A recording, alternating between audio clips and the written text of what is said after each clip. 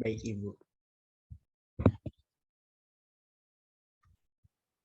Karena mungkin waktu sudah menunjukkan pukul 13.37, jadi kita mulai. Bismillahirrahmanirrahim. Assalamualaikum warahmatullahi wabarakatuh.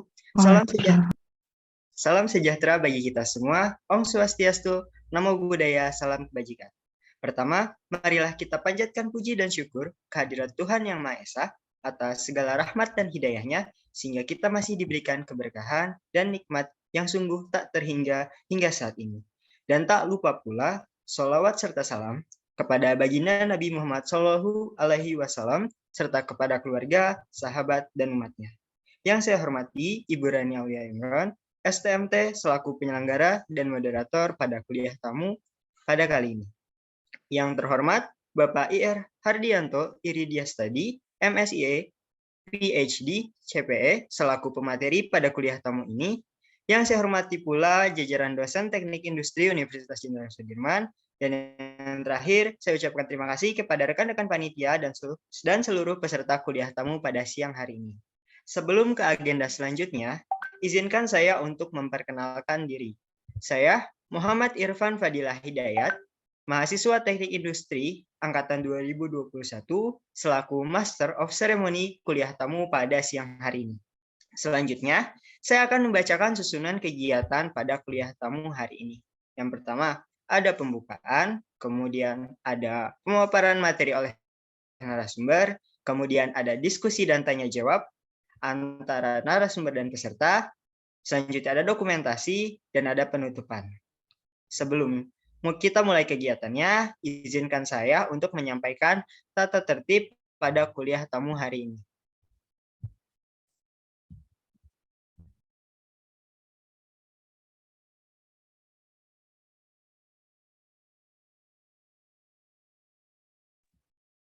Tata tertib kuliah tamu. Untuk kebaikan bersama, diharapkan para peserta untuk memperhatikan hal-hal berikut. Yang pertama, diharapkan untuk bergabung di link Zoom sebelum acara dimulai. Yang kedua, peserta dapat mengubah nama akun Zoom menjadi unsud_nama_nim untuk mahasiswa atau instansi_nama untuk dosen atau praktisi. Yang ketiga, selama acara berlangsung, peserta diharapkan untuk mematikan audio atau di-mute, kecuali diminta oleh moderator atau panitia acara. Yang keempat, disarankan untuk menggunakan virtual background yang telah disediakan oleh panitia. Yang kelima, selama mengikuti kegiatan kuliah tamu, peserta diharapkan untuk menyimak dalam kondisi yang nyaman dan tidak sedang berkendara. Selanjutnya, selama narasumber menyampaikan materi, peserta dapat menuliskan pertanyaan pada kolom chat atau bertanya secara langsung pada saat sesi tanya jawab dengan fitur raise hand. Yang ketujuh, mohon tetap untuk menjaga norma dan adab kesopanan.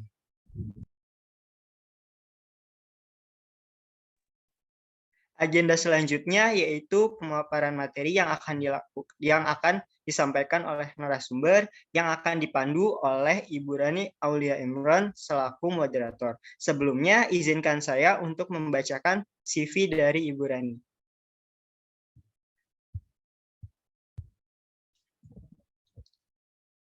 CV dari Ibu Rani. Nama IR Rani Aulia Imran STMT, tempat tanggal lahir Bandung 6 November 1988, hobi basket dan fotografi, alamat Semarang dan Purbalingga, unit kerja Teknik Industri Fakultas Teknik, bidang keahlian yang ditekuni ergonomi dan keselamatan kerja.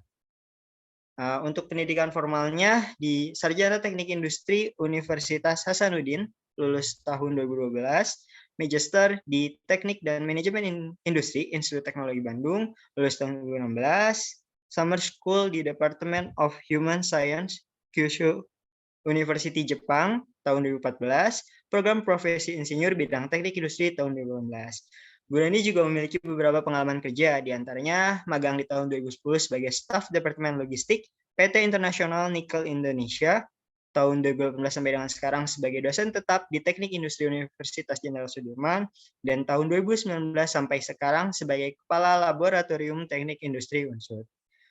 Bu Rani juga memiliki pengalaman berorganisasi, diantaranya pengurus Perhimpunan Ergonomi Indonesia pada bulan Agustus 2021 sampai dengan sekarang, pengurus BKSTI Korwil Jawa Tengah pada bulan Oktober 2020 sampai dengan sekarang, dan pengurus Forum Insinyur Muda PII Korwil Jawa Tengah Desember 2021 hingga sekarang. Untuk kegiatan selanjutnya, pemaparan materi oleh narasumber yang akan dipandu oleh Ibu Rani selaku moderator. Kepada Bu Rani Aulia Imran, waktu dan layar kami persilakan. Baik, terima kasih Pak. Terima kasih Mas Irwan ya atas perkenalannya, juga panitia yang sudah hadir hari ini. Suara saya terdengar ya? Oh ya, alhamdulillah.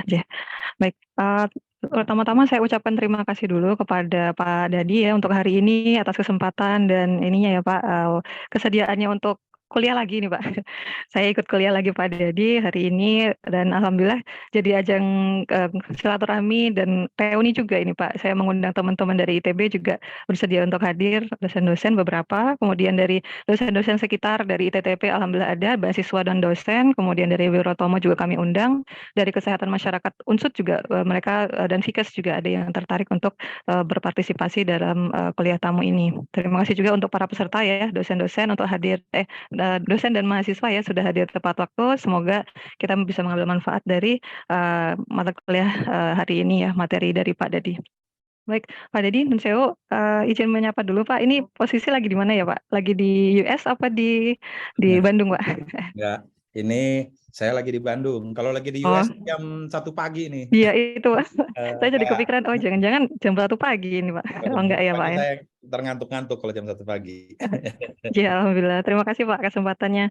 Baik, sebentar izin ya Pak, saya akan share untuk CV dari Pak Dadi ini Bapak Ibu. Baik, jadi CV beliau, nama lengkap beliau adalah Insinyur Hardianto Iridiastadi, MSIE, PhD, CPE. Beliau lahir juga di Bandung, Pak. Sama ya di Bandung. Saya cuma menumpang lahir tapi Pak. 3 Februari 1967. Kemudian beliau bekerja di Fakultas Teknologi Industri ITB. Beliau juga kepala atau ketua nih Pak, ketua kelompok keahlian ergonomi, rekayasa kerja dan keselamatan kerja. Beliau berpangkat jabatan fungsional pembina 4A, lektor kepala. Ini alamat email beliau kalau misalnya ada yang tertarik dengan topik beliau. Pendidikan di S1 ITB Bandung, Indonesia 1991. S2 di Louisiana State University, Houston, Amerika Serikat 1997. Kemudian S3 di Virginia Polytechnic Institute dan State University, Blacksburg, Amerika 2004. Untuk penelitian beliau banyak sekali ya, proyek beliau, saya juga banyak belajar dari Pak Dadi. Ini beberapa di antaranya ada identifikasi muskuloskeletal terhadap atlet, kemudian pengembangan prototipe deteksi kantuk masinis, kemudian pengembangan teknologi monitoring kelelahan, strategi mitigasi risiko kecelakaan di transportasi, kemudian analisis kelelahan dengan EEG, perancangan teknologi uji kebugaran untuk bertugas sebagai masinis, meminimalisir resiko kecelakaan kereta api, perancangan prototipe patient handling teknologi bagi penyandang disabilitas fisik, kemudian ada penghitungan efek jumlah jam tidur terhadap respon okulomotor pengemudi. Untuk publikasi beliau juga banyak dari bidang kelelahan, ada fatigue di kereta api Indonesia, kemudian biomekanik evaluation untuk pasien handling, virtual reality usage untuk posture stability, kemudian facial movement as indicator of fatigue in air traffic control task, fatigue and sleepiness during long duration driving, risk factor untuk ini tabrakan ya Pak ya, kemudian efek anticipatory condition untuk pilot, kemudian efek sleeping quality terhadap performance driving.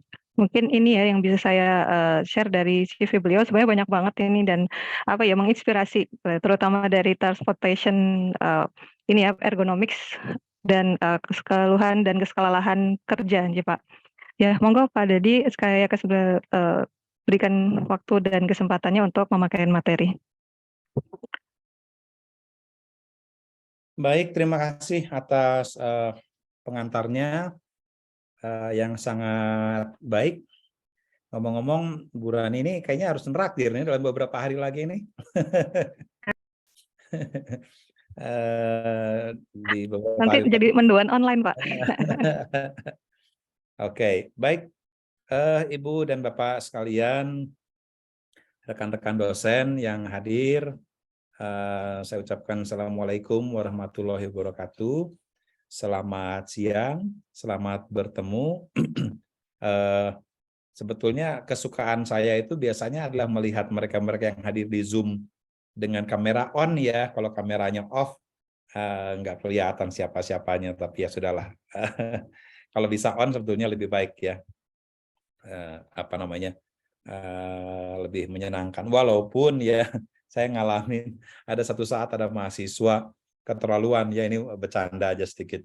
Kameranya on tapi dia nggak pakai baju, dia pakai celana pendek. Aduh, saya bilang ini tapi ya begitulah ya dunia Zoom sekarang ini ya.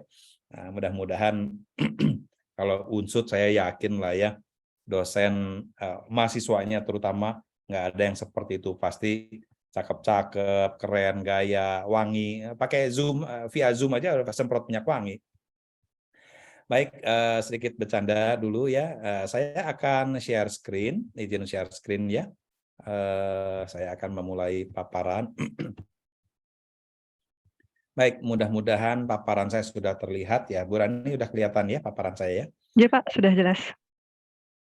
Pada kesempatan siang hari ini, saya akan memaparkan satu topik tentang gangguan sistem otot rangka akibat kerja. Ya, secara lebih khusus kita nanti akan melihat bagaimana kita mengevaluasinya serta melakukan mitigasi.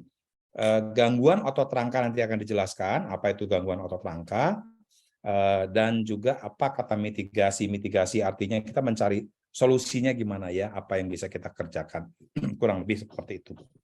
Dalam materi yang ingin saya sampaikan, saya persilahkan nanti dengan Ibu Moderator, kalau ada pertanyaan, apapun mekanismenya silahkan. Tapi pada prinsipnya saya boleh di stop di tengah jalan ya. Dan juga saya akan agak santai nih membawakan materi ini.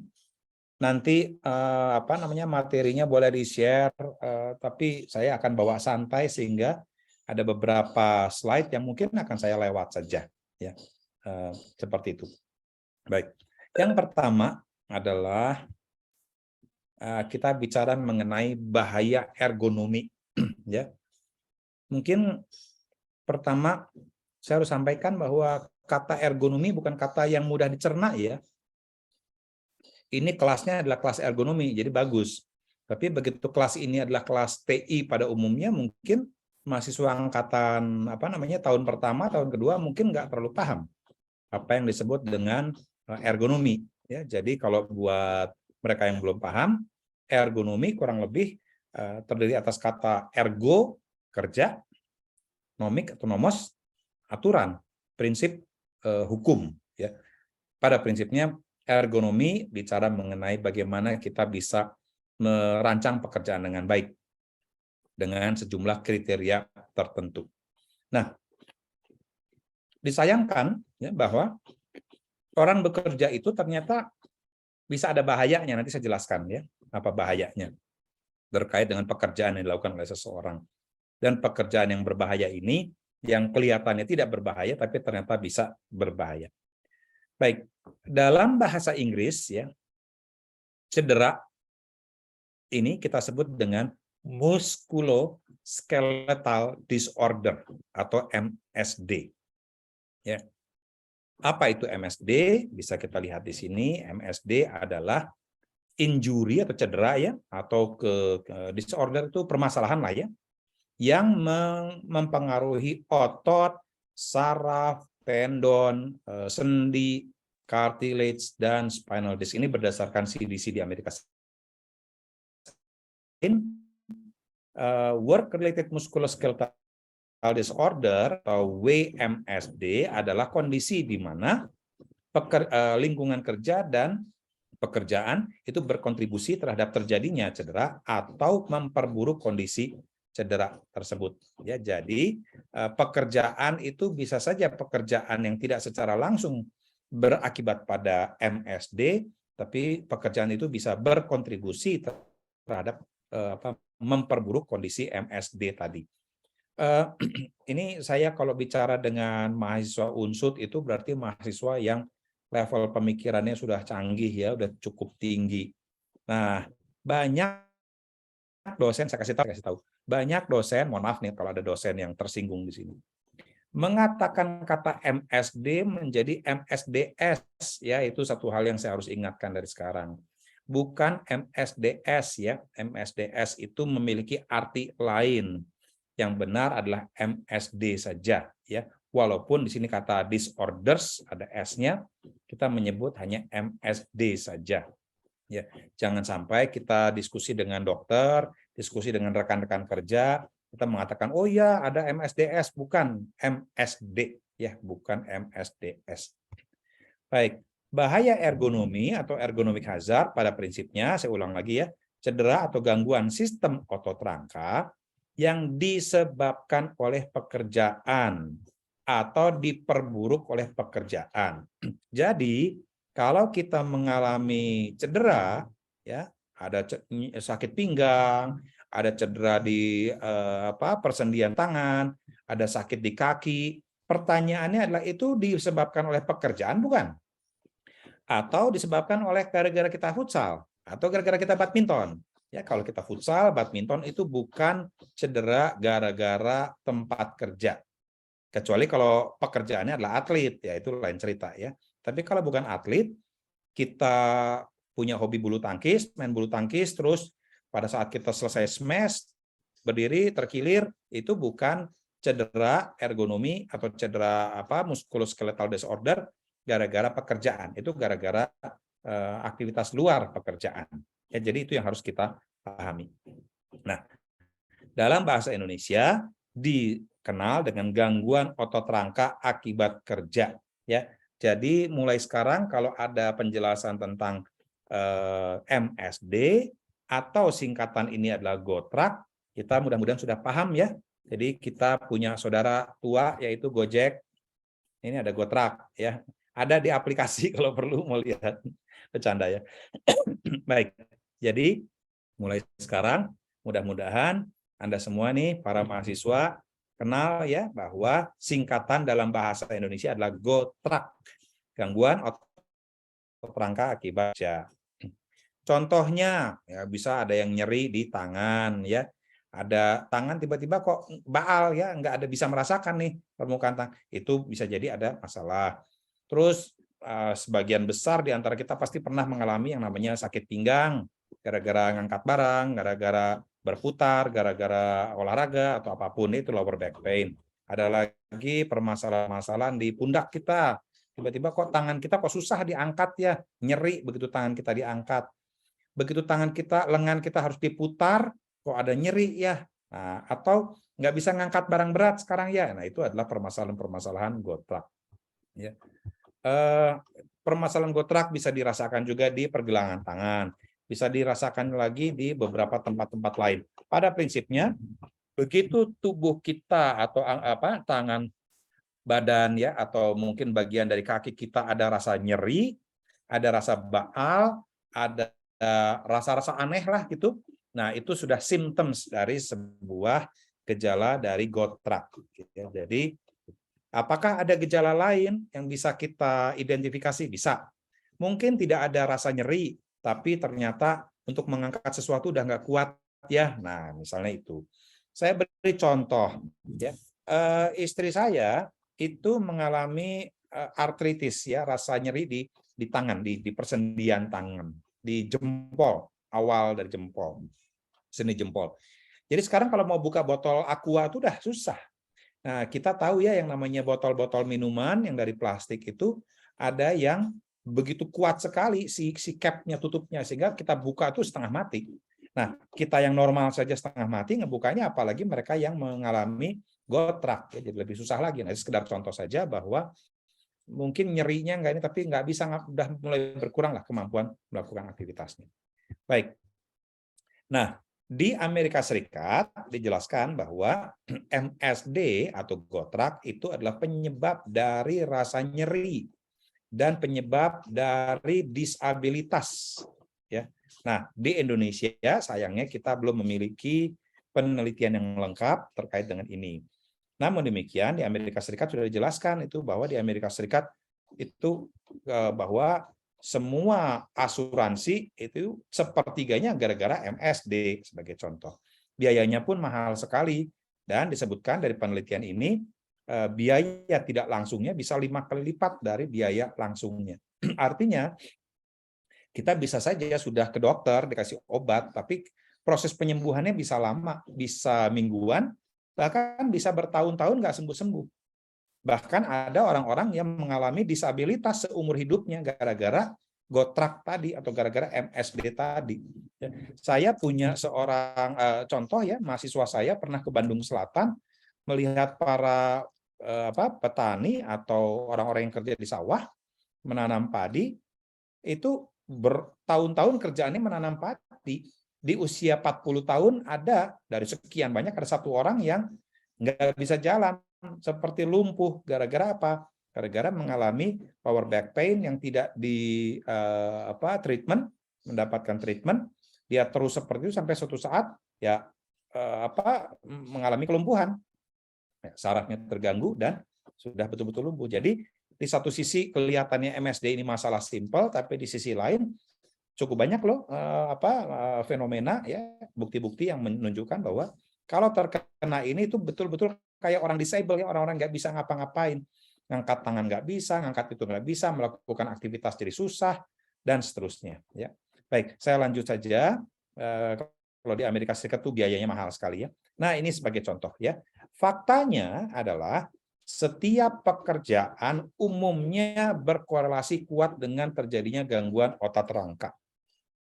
Pekerjaan apa? Apapun ya, pekerjaan mau pekerjaan sekedar duduk seperti kita nih, dosen, mahasiswa, atau pekerjaan fisik, misal di kegiatan di menangani luggage ya di bandara misalkan. Ini ada filmnya, kita lihatkan. Tolong saya kasih tahu suaranya muncul nggak ya? Muncul, Pak. Ada ya? Oke, selanjutnya.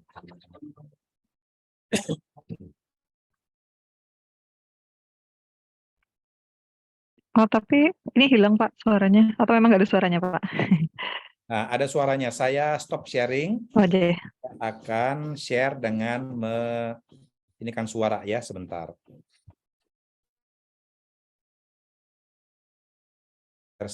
Saya lanjut ya. Sudah, ada Pak. Ya? Sudah baik.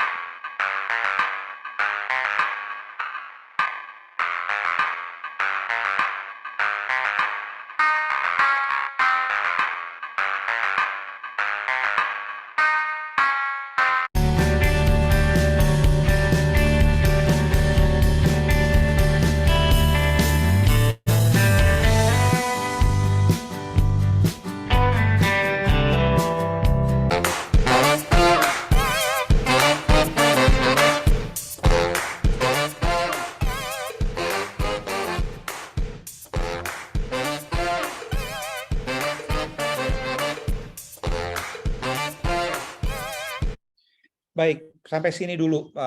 Ini video-video klip yang saya punya di sini, sebagian besar rasanya dari YouTube ya. Jadi silakan lihat sendiri banyak. Intinya, pekerjaan seorang baggage handler dalam bahasa Inggrisnya adalah baggage handler ya, yang menangani bagasi.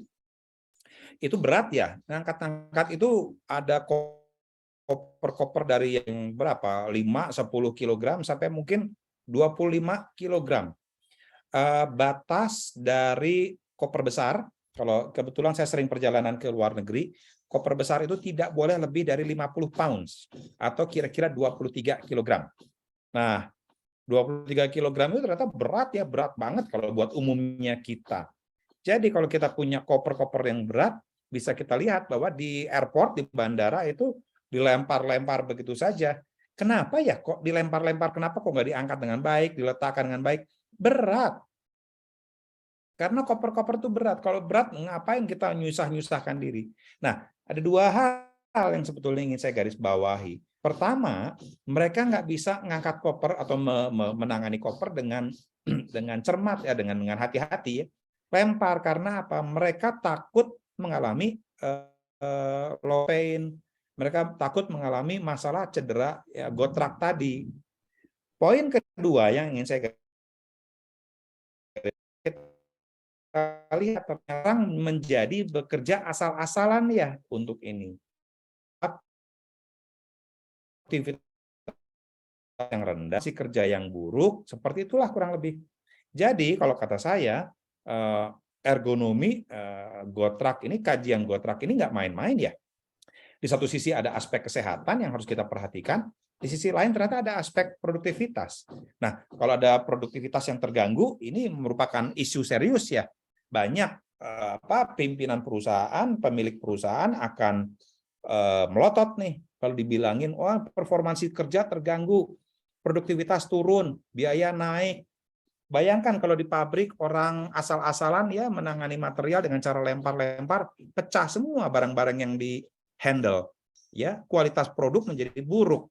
Jadi secara langsung maupun tidak langsung, ergonomi ini atau gotrak ini bisa berdampak pada rendahnya kualitas pekerjaan, pada buruknya kualitas produk, pada turunnya performansi, dan ujung-ujungnya adalah biaya yang naik atau biaya yang naik atau profit yang berkurang, walaupun secara tidak langsung.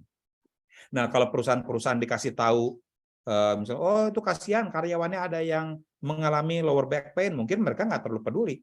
Tetapi kalau mereka dikasih tahu produknya ada mengalami cacat ya, gara-gara dilempar, gara-gara ditangani tidak dengan cermat, baru mereka melotot ya, baru mereka memberi perhatian. Biasanya begitu ya, perusahaan-perusahaan akan lebih masalah produktivitas dan seterusnya.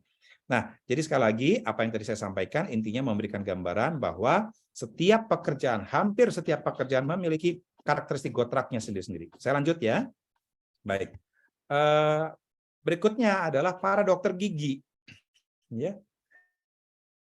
Dokter gigi orang-orang yang saat melakukan aktivitasnya memiliki postur yang sangat buruk ya. Dia harus lihat di gambar di kiri ini ya, di mana dia harus kepalanya itu menekuk dari badan.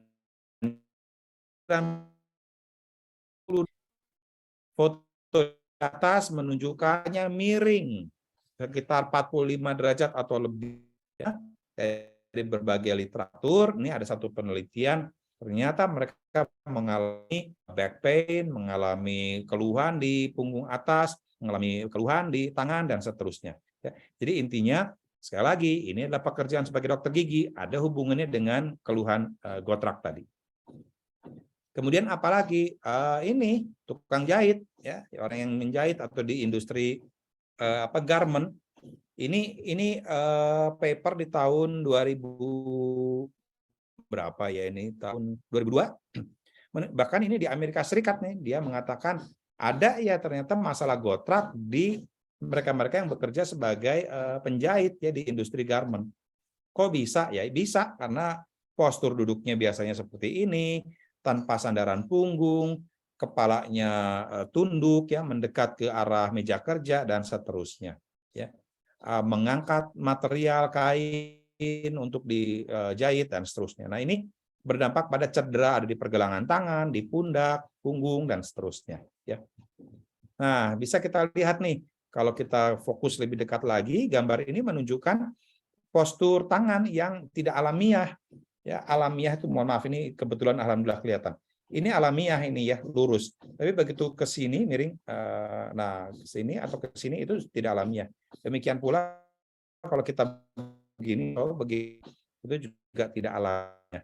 Bisa kita lihat bahwa posisi pergelangan tangan dari orang ini tidak alamiah. Kalau cuma sekali-sekali mungkin nggak masalah ya, tapi begitu sering-sering dia bisa berdampak pada terjepitnya saraf, pada rusaknya soft tissue dan seterusnya. Nah, kita sekarang WFH nih, atau kita mudah-mudahan ya WFH-nya sudah selesai, tapi kita sering kerja di rumah, kerja di kantor, ya Zoom seperti sekarang ini. Ternyata pekerjaan yang menurut kita sederhana, ringan, ternyata bisa berdampak pada nyeri pinggang. Kalau nggak percaya, silakan. Siapa yang ngalamin dari katakanlah setahun lalu, 2 tahun lalu, Zoom terus-terusan, sakit ternyata pinggang ya, nggak nyaman lah, kalaupun tidak sakit, nggak nyaman.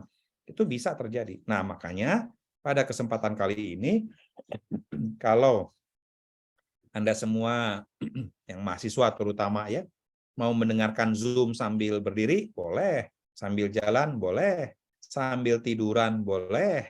Ya, kalau cuma yang didengarkan hanya suara pun nggak ada masalah sebetulnya. Tidak harus duduk terus. Bisa juga sambil exercise, sambil di atas treadmill atau di atas sepeda ergocycle, boleh. Sambil ngapain aja boleh. Tidak harus terpaku di tempat duduk. Nah, karena apa? Ya, banyak keluhan ya gara-gara ini. Nah, gambar-gambar di sini kayak yang orang-orang happy semua ya, tapi sebetulnya nggak ada happy kerja di atas kaki, nggak ada. Happy tanpa tempat duduk yang bagus nih. Semua wajahnya wajah-wajah happy, kecuali yang di kanan atas nih. Kasihan nih di SD negeri ya, seperti ini. Ya, bercanda. Jadi sekali lagi ya, ini masalah. Berapa banyak gangguan nih otak terkait dengan working from home atau WFH di setahun 2 tahun lalu. Kalau saya tanya pasti ada ya, tanpa saya harus ini pasti ada lah. Baik.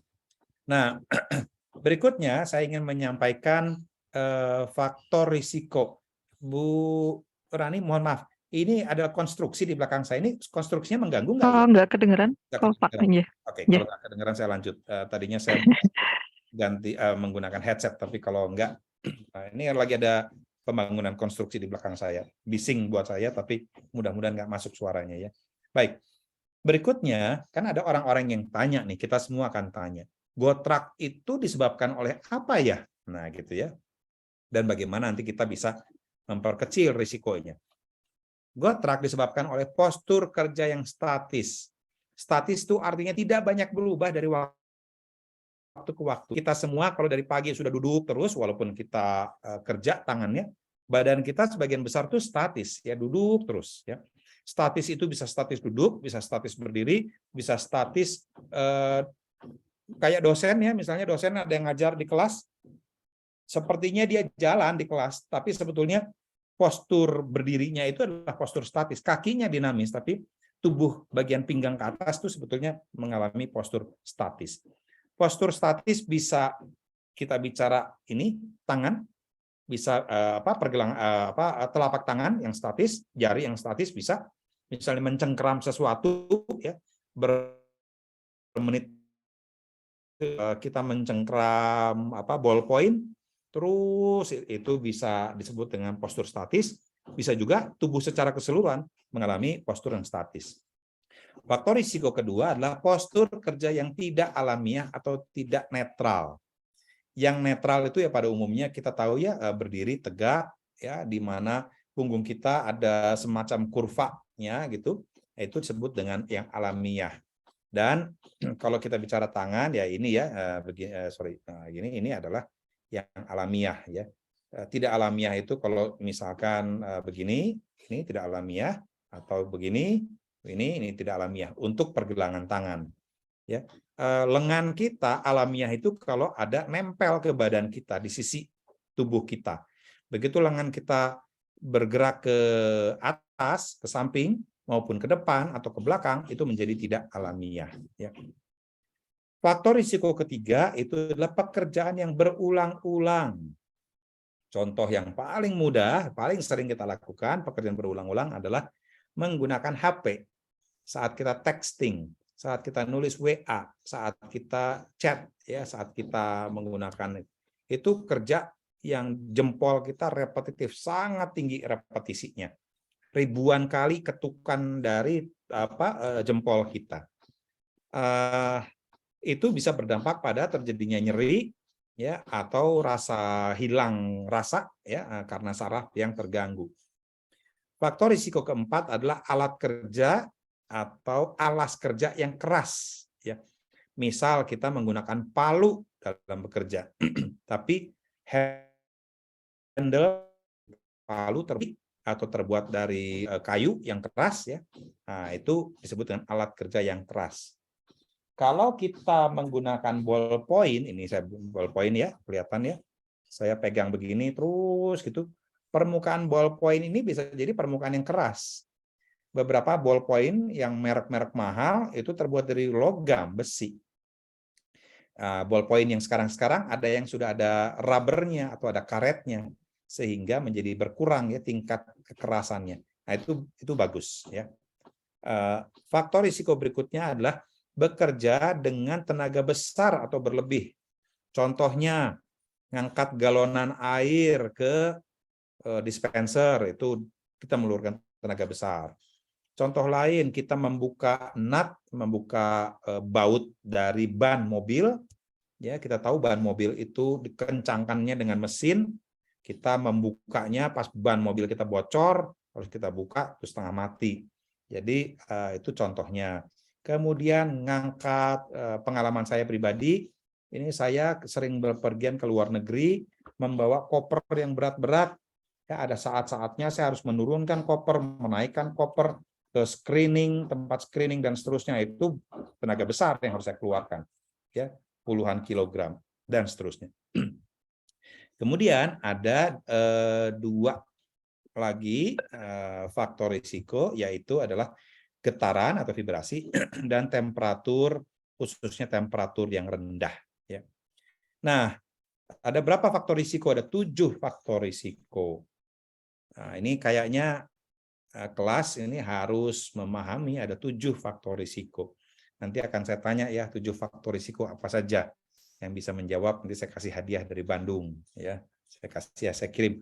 Oh ya Bu Rani, nanti saya punya kebiasaan setiap kali Zoom seperti ini nanti saya menyampaikan pertanyaan, siapa yang paling cepat menjawab di kolom chat akan mendapatkan sesuatu dari saya.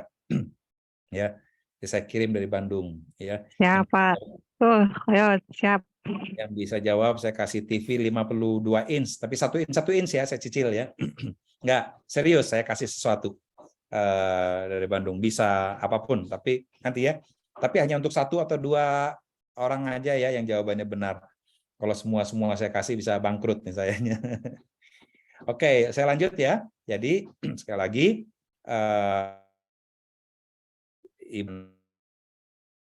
para mahasiswa, ada 7 faktor risiko. Pak, susah ngapalin 7. Oke, yang 2 terakhir lupakan deh gitu. Jadi cuma 5. Wah, Pak, 5 yang itu juga masih banyak nih. Kita kan otaknya otak short term memory. Saat kerja dilupakan. Kemudian apalagi udah 4 itu aja deh diapalin ya. Jadi tadi udah dari 7 jadi 5, jadi 4 ya 4, masa keterlaluan ya nggak apal juga 4 ya. 4 juga masih berat, Pak. Nah, kalau masih berat juga 3 deh saya bilang. 3 teratas adalah postur statis, postur yang tidak alamiah dan kerja yang berulang. Jadi kita datang ke sebuah tempat kerja, ke pabrik, ke perusahaan, kemanapun kita berada, kalau ada 3 hal ini, itu udah ciri dari adanya potensi bahaya ergonomi. Syukur-syukur kita hafal yang 7 tadi ya, tapi kalau nggak hafal ya yang 3 atau 4 tadi. Saya lanjut ya. Baik. Pemerintah Indonesia melalui Menteri Ketenagakerjaan, alhamdulillah di tahun 2018 telah mengeluarkan Peraturan Menteri nomor 5 tahun 2018. Ya. Di peraturan tersebut intinya adalah ergonomi dikenal sebagai sebuah sumber bahaya. Jadi tadinya nggak ada, ergonomi nggak masuk. Ya, di Amerika Serikat sendiri peraturan-peraturan seperti ini jarang ya. Di Amerika Serikat suatu saat ada undang-undang ya kalau saya nggak salah ada bill undang-undang tentang ergonomi, tapi begitu sudah disahkan oleh presiden berikutnya dibatalkan. Ya 3 bulan berikutnya dibatalkan karena adanya ketidaksetujuan dari para pengusaha. Dianggap ergonomi memberatkan ya, padahal ergonomi itu masalah yang bisa serius kan tadi sudah saya jelaskan, tapi dianggap memberatkan di Amerika Serikat, jadi undang-undangnya dihapus. Jadi sekarang setiap provinsi, setiap state memiliki aturannya sendiri-sendiri ya, tapi secara nasional tidak ada yang punya. Jadi Indonesia kalau dilihat lebih hebat dari Amerika Serikat ya, lebih maju. Kita lebih maju daripada Amerika Serikat. Nah, ergonominya udah lebih maju nih kita daripada mereka ya. Belum lagi kalau saya boleh bilang dibandingkan Amerika Serikat, Indonesia ini lebih hebat ya. Kita ini free country ya. Amerika Serikat disebut free country, negara yang bebas. Enggak. Indonesia lebih bebas, lebih free country ya, kita bebas. Mau naik motor di atas trotoar juga boleh, namanya juga free country ya. Kita lebih hebat daripada Amerika Serikat, sekedar bercanda ya. Nah, oke. Lanjut ke ini, saya ingin menyampaikan Peraturan Menteri Ketenagakerjaan nomor 5 tahun 2018, tapi mungkin kalau boleh saya usul pelajari deh sendiri ya. Kalau semua saya ceritain takutnya nggak cukup waktunya. Jadi sementara yang ingin saya sampaikan adalah bahwa ada di peraturan menteri membahas ergonomi di tempat kerja. Pentingnya mengidentifikasi, mengevaluasi, dan melakukan perbaikan ergonomi di tempat kerja. Itu saja mungkin yang ingin saya sampaikan. Jadi saya tidak akan berpanjang lebar ya di peraturan menteri tersebut dengan pasal-pasalnya dan seterusnya. Baik, saya masuk sedikit pada kalau ergonomi merupakan masalah, apa yang harus kita lakukan? Kita lakukan perbaikan. Hanya saja ergonomi sebagaimana hal-hal baru ya di sebuah perusahaan seringkali tidak mudah untuk kita terapkan di tempat kerja. Nah, karena tidak mudah, perlu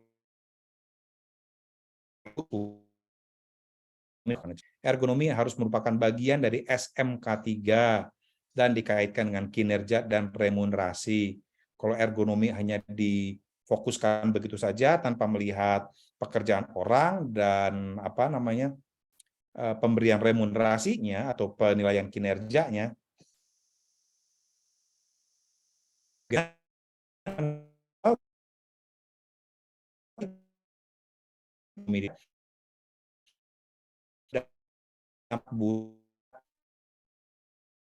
ada karena ada aspek mengangkat, menuangkan, dan seterusnya ya. Ada material yang harus kita tuangkan ke dalam mixer. Dengan pendekatan ergonomi, kita kasih alat bantu, ini semakin mudah pekerjaan yang tadinya 2 orang menjadi 1 orang. Nah, kalau 1 orang yang ini dilepas, artinya dia di fire, di layoff, bukan di fire ya. Tidak dipekerjakan lagi, ya itu bahaya ya. Bagaimana para operator mau menyampaikan pemikirannya terhadap isu ergonomi kalau mereka bilang adanya perbaikan kerja justru berdampak buruk bagi mereka. Jadi ini harus saya garis bawahi ya bagi para mahasiswa semua. Sebetulnya tidak hanya ergonomi, pendekatan teknik industri, pendekatan apapun, prinsip-prinsip apapun begitu berdampak buruk bagi pekerja jadi berkurang, mereka jadi PHK, nggak akan ada yang sukses penerapan di tempat kerja. Semua pekerja akan menjadi takut malahan. Ya. Dan yang terakhir adalah mulailah dari hal kecil dan lihat bahwa ada manfaatnya. Ya. Baik. Itu tadi beberapa hal yang ingin saya sampaikan. Ini saya mungkin penting ya, keterlibatan pekerja itu penting ya. Jadi di dalam melakukan pengendalian gotrak harus melibatkan pekerja. Banyak, nih saya kasih cerita ya. Banyak mahasiswa teknik industri melakukan kerja praktek, melakukan tugas akhir di sebuah perusahaan. Dia melihat, wah ini ada masalah ergonomi nih. Harusnya begini. Ya, ini alat bantunya, harusnya cara kerjanya begini. Tapi sebetulnya mahasiswa tadi nggak paham pekerjaannya seperti apa. Nah itu jangan. Ya, kita harus paham betul pekerjaannya seperti apa. Karena kita tidak bisa melakukan pekerjaan tersebut, kita harus memiliki hubungan yang erat dengan pekerja, ya, sehingga pekerja bisa menyampaikan apa sih sebetulnya isunya, gitu ya. Oh ini kursinya kurang tinggi, misalnya begitu. Oh ternyata pas saya bekerja setiap pulang ya saya sakit pinggang nih karena posturnya twist ya, tidak tegak, tidak inline lah begitu. Nah, baiknya diapain? Apa yang bisa kita perbaiki ya? Nah gitu. Nah, mungkin dia bilang, gimana kalau misalnya conveyor-nya ditinggiin sedikit supaya lutut saya bisa masuk? Itu boleh. Oh iya ya, bisa ya. Jadi pekerja memberikan masukan-masukan terhadap perbaikan tersebut. Ini saya menyampaikan ada slide-slide tentang antropometri dan desain tempat kerja.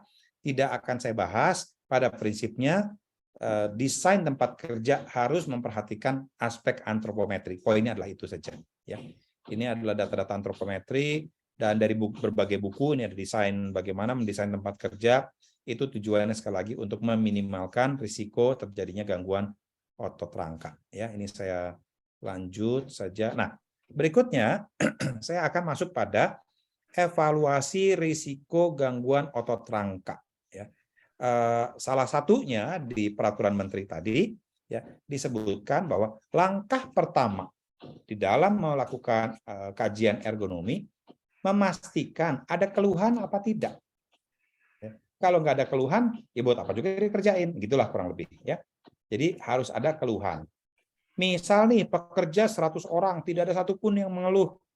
Betul, tetapi ternyata tidak ada yang mengeluh, kerjaannya tapi lambat. Karena pekerja bekerja sedikit-sedikit istirahat. Sedikit-sedikit istirahat. Nah, ini kita boleh sampaikan bahwa memang tidak ada keluhan, tapi ternyata produktivitasnya rendah. Nah, ini juga merupakan ciri dari perlunya kajian ergonomi. Ya. Atau pekerja bilang nggak ada keluhan, produktivitas ya oke-oke saja. Tapi setiap dia pulang, dia minum obat penahan rasa sakit setiap pulang. Atau setiap pulang dia seminggu sekali selalu pulang ke rumah minta dipijetin oleh istrinya gitu ya, atau perlu terapi dan seterusnya. Itu juga ciri dari ada permasalahan gotrak ya. Nah, jadi permasalahan-permasalahan ini ada tapi mungkin tidak kita identifikasi. Kita tidak mampu mengidentifikasi dengan baik. Jadi perlu survei. Nah, hanya saja survei ini harus dilakukan dengan baik ya. Ini adalah formulir survei yang disediakan oleh Kementerian Ketenagakerjaan melalui standar yang sudah dikembangkan. Nah, para mahasiswa sekalian, Ibu dan Bapak sekalian, bisa kita lihat ya. Jadi surveinya kurang lebih memanfaatkan instrumen, ada gambar di sini, kuesioner ya. Dari gambar ini ada di pembagiannya, ini daerah leher, ini misalnya punggung atas, punggung bawah, dan seterusnya lah gitu ya. Dan kemudian di kotak-kotak ini ada pertanyaan. Apakah ada masalah apa tidak? Kalau ada masalah, pertanyaannya dua. Seberapa sering dan seberapa parah? Dua aspek ya. Sering apa enggak? Kalau enggak sering mungkin enggak jadi masalah. Kalau sering itu jadi masalah. Dan tingkat keparahannya. Kalau keparahan itu sakit, walaupun sekali-sekali itu perlu menjadi perhatian kita semua. Nah, ini seperti itu ya. Jadi silahkan tinggal dicontreng. Nah, saya ingin menyampaikan tentang bagaimana identifikasi gotrak dengan menggunakan survei. Untuk itu, saya akan break sebentar ya.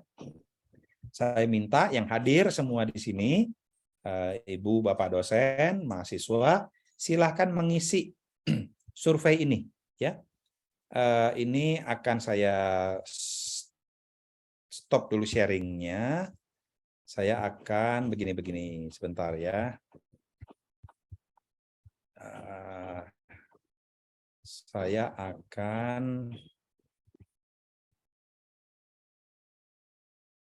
akan copy dan kemudian saya tulis di chat ya, mudah-mudahan bisa untuk semua. Nah, silakan mulai diisi. Nah, ini saya tulis di chat ya. Silakan diisi tapi ada ID, ada identitas. Identitasnya jangan dikasih nama. Identitasnya hanya tulislah unsud, hanya gitu aja. Ya, supaya database nanti keluarnya unsud semua. Coba silakan diisi. Oke, ini baru muncul, monggo Bapak Ibu rekan-rekan semua. Nah, silakan. Mungkin Bu Rani, saya minta izin ya, kita manfaatkan waktu ini beberapa menit untuk mengisi dan sekaligus break toilet ya, beberapa menit ya. Ini saya walaupun sudah ke toilet, ternyata butuh lagi nih ke toilet. Sebentar saja. Ya, siap. Sambil Ya, mengisi, jangan lupa ID-nya adalah, ID-nya saya tulis di sini ya.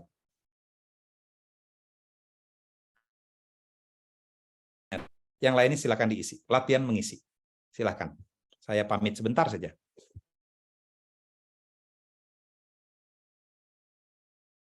Ya, Bapak Ibu monggo, Bapak Ibu dan rekan-rekan mahasiswa bisa mengisi kuesioner yang di-share ya. Sekalian juga kalau misalnya ada pertanyaan bisa langsung raise hand, nanti saya coba berikan kesempatan untuk bertanya, atau bisa kalau yang malu-malu bisa di chat aja nggak apa-apa. Terima kasih.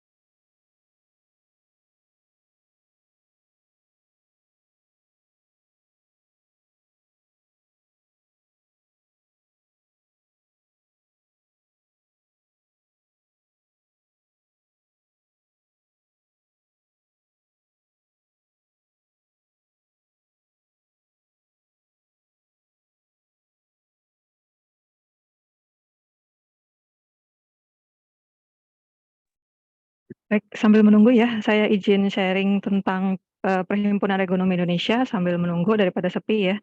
Jadi beliau Pak Dadi adalah Dewan Pembina untuk Perhimpunan Ekonomi Indonesia. Beliau sudah pernah menjadi ketua, sekarang menjadi Dewan Pembina di Perhimpunan. Nah, alhamdulillah saya juga menjadi anggota di Perhimpunan sejak 2015.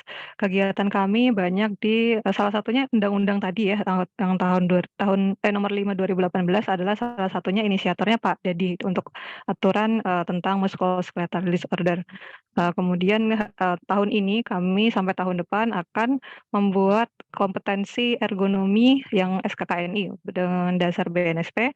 Itu semoga minta doanya supaya lancar. Kami masuk dari tim juga dalam koordinasi dengan Kementerian Ketenagakerjaan, mungkin seperti itu. Untuk keanggotaan bisa bisa dari banyak prodi ya, dari industri, dari kedokteran, psikologi, semua hal yang terkait dengan ergonomi. Kemudian dari dosen, mahasiswa, praktisi, kami bergabung bersama untuk mengembangkan bidang ergonomi. Mungkin seperti itu. Selamat datang kembali Pak Dadi. Baik, terima kasih. Mohon maaf ya, tadi toilet break. Mudah-mudahan nggak ada masalah ya, sudah bisa mengisi. Ada hal yang saya sampaikan.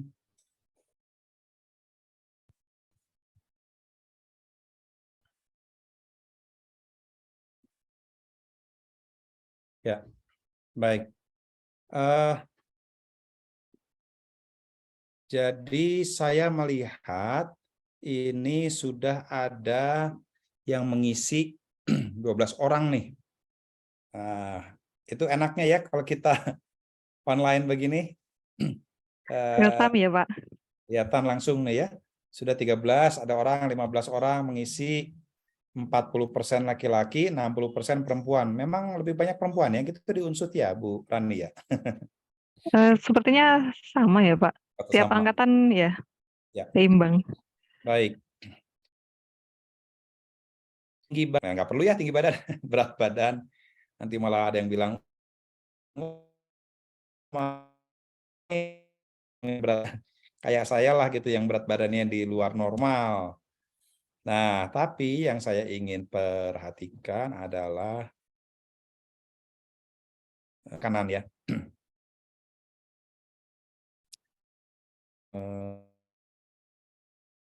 Nah, pernahkah, maaf ya, ini saya sementara belum, saya bisa share screen ya sebetulnya ya, Bu Rani ya. Iya Pak, monggo. Saya coba share screen ya, mudah-mudahan terlihat. Maaf sebentar. Ini kelihatan nggak ya, Bu Rani? Sudah kelihatan ya? Kelihatan Pak? Nah, jadi dari sini bisa kita lihat ya, pernahkah Anda mengalami rasa sakit atau nyeri atau ketidaknyamanan yang Anda anggap berhubungan dengan pekerjaan dalam 1 tahun terakhir? Ya, 33%.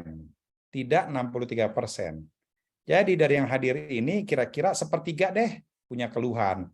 Ya, bukan angka yang kecil ya, sepertiga itu. 1% mungkin kecil ya, begitu 33%, ini hampir 40% bahkan. Ya.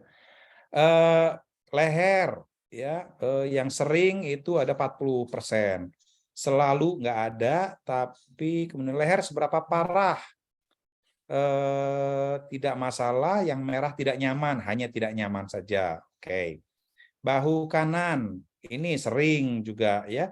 Bahu kanan seberapa parah? Ada yang sakit dan yang sakit ya, jadi nyeri, bukan nyeri parah tapi ada rasa. Artinya gambaran ini menunjukkan ada ya masalah gotrak ini di antara kita ya. Siku kanan ada sering ya, siku kanan. Nah, coba kita lihat lower back. Nah, ini punggung atas nih. Punggung atas ada masalah nggak? Ada yang menjawabnya selalu ya, selalu. Tuh, itu selalu dan sering. Bayangkan, yang sering itu 39%, 40% lah ya. Yang selalu kalau dari pie chart ini berapa ya? Ini nggak ada angkanya. Kira-kira berapa itu ya pie chart itu ya? 45, 10, anggap 5% lah ya. Anggap 5%. Jadi kira-kira di 40%-an lah ya. Keluhan punggung atas sering atau selalu. Ya. Nah, ada yang kemudian kita scroll lagi nih. 26% mengatakan sakit, ya, nggak parah tapi sakit. Kalau cuma tidak nyaman mungkin oke lah ya. 53% mengatakan tidak nyaman, atau 70% mengatakan nggak ada masalah. Tapi 30% sisanya ada masalah. Kita lihat punggung bawah, ya, sering itu di angka 57%. Bahkan ada yang selalu mungkin 5% ya. Kalau yang hadir berapa banyak Bu Rani di sini ya? Ada 168, Pak. Ya, katakanlah 160 orang. 2% dari 160 orang kan sudah berapa itu? Ada beberapa orang ya, 3-4 orang ya gitu ya. Kira-kira ya dari itu. Tapi bahkan kalau kita jumlahkan dengan yang sering itu udah 50% ke atas ya. Tingkat keparahannya bahkan ada yang sakit parah ya. Punggung bawah ini ada yang sakit parah. Oh, ini ada angkanya. Maaf ya. Saya baru ngeh. Kalau saya klik di sini ternyata ada yang sakit parah 2%, satu orang.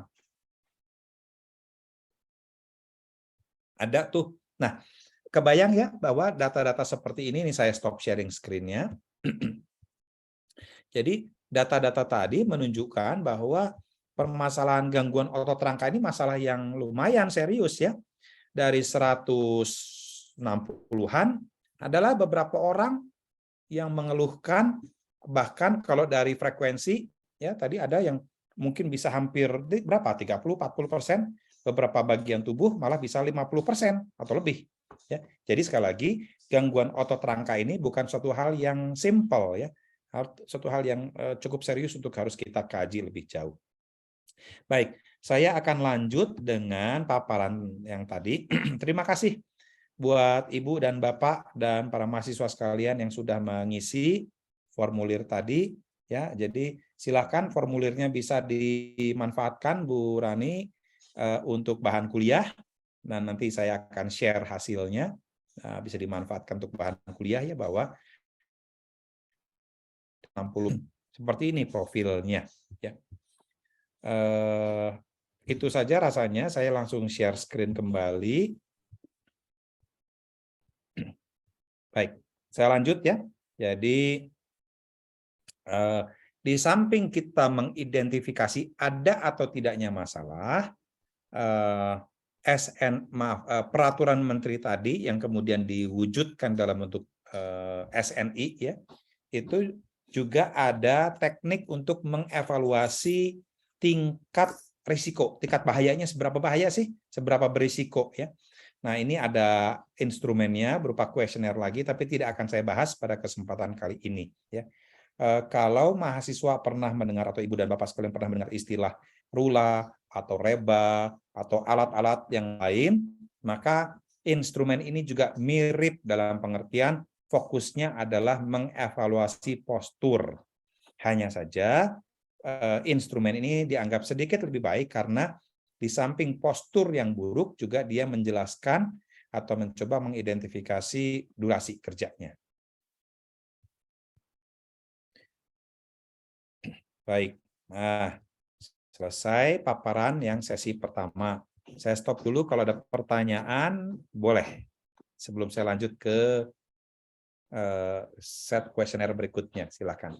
Ya, baik. Terima kasih Pak Dadi atas materinya ya, sangat menarik. Saya izin memberikan poin-poin highlight ini ya Pak. Jadi yang pertama, potensi resiko ergonomi ada di mana saja dari kegiatan sehari-hari sampai yang di perusahaan. Kemudian yang kedua, pertimbangannya dari berbagai hal untuk mengurangi resiko ergonomi. Salah satunya desain tempat kerja yang dikaitkan dengan dimensi manusia atau antropometri. Yang ketiga, ternyata ada GoTrack di antara kita. Ini membuktikan bahwa GoTrack itu bisa muncul dari hal yang kecil yang terus-menerus atau postur yang kurang baik. Mungkin itu. Monggo Bapak Ibu, rekan-rekan mahasiswa yang ingin bertanya bisa raise hand atau yang malu-malu bisa chat.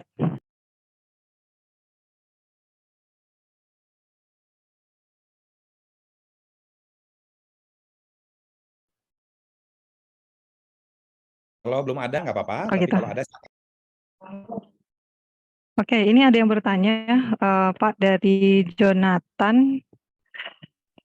Tidak bisa bertanya langsung karena mic-nya rusak, oke.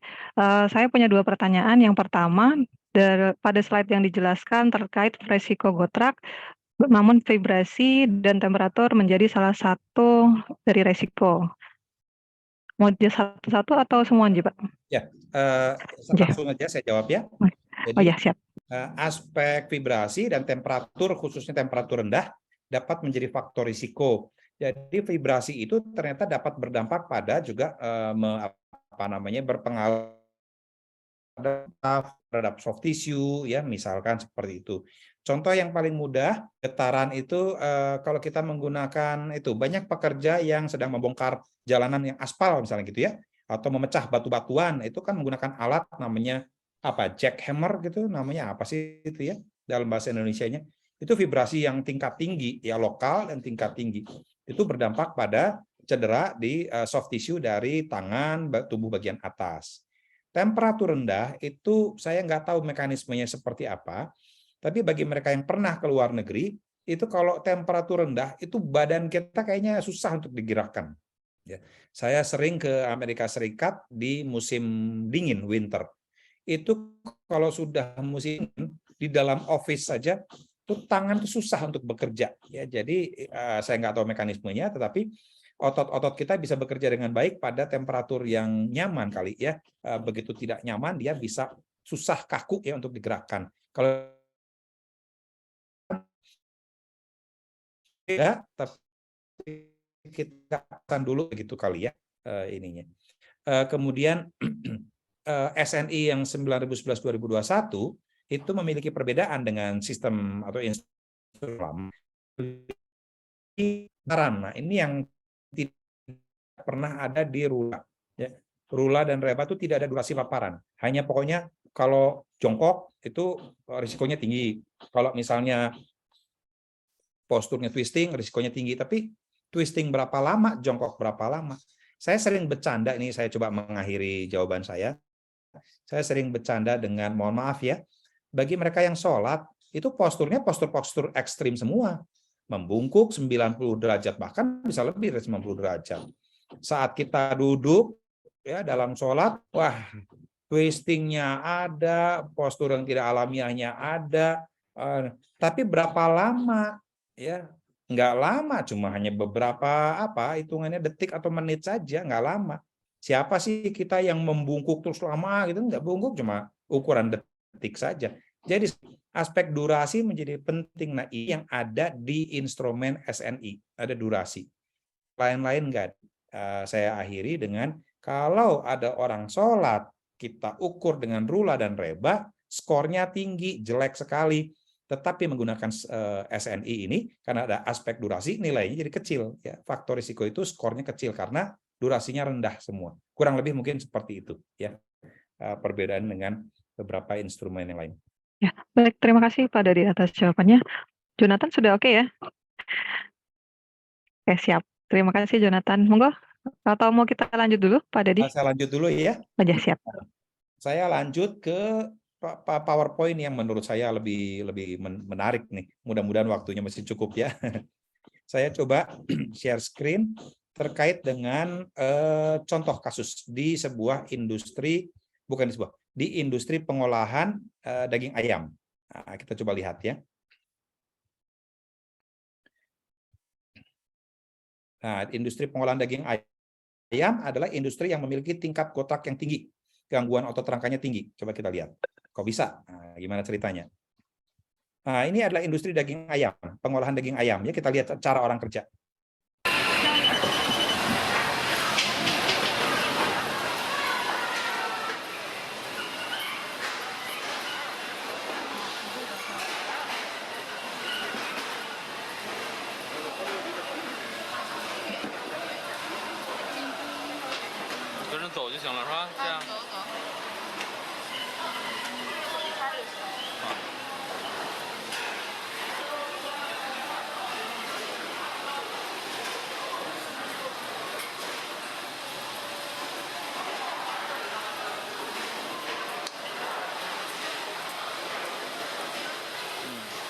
Nah, segitu aja dulu.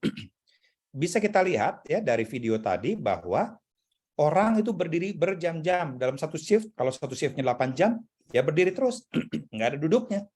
Ya, karena dalam menghandle daging ayam itu harus dalam posisi berdiri. Walaupun nanti kita bisa adu argumentasi. Betul apa enggak ya memang harus berdiri? Bisa nggak duduk? Atau bisa nggak semi berdiri?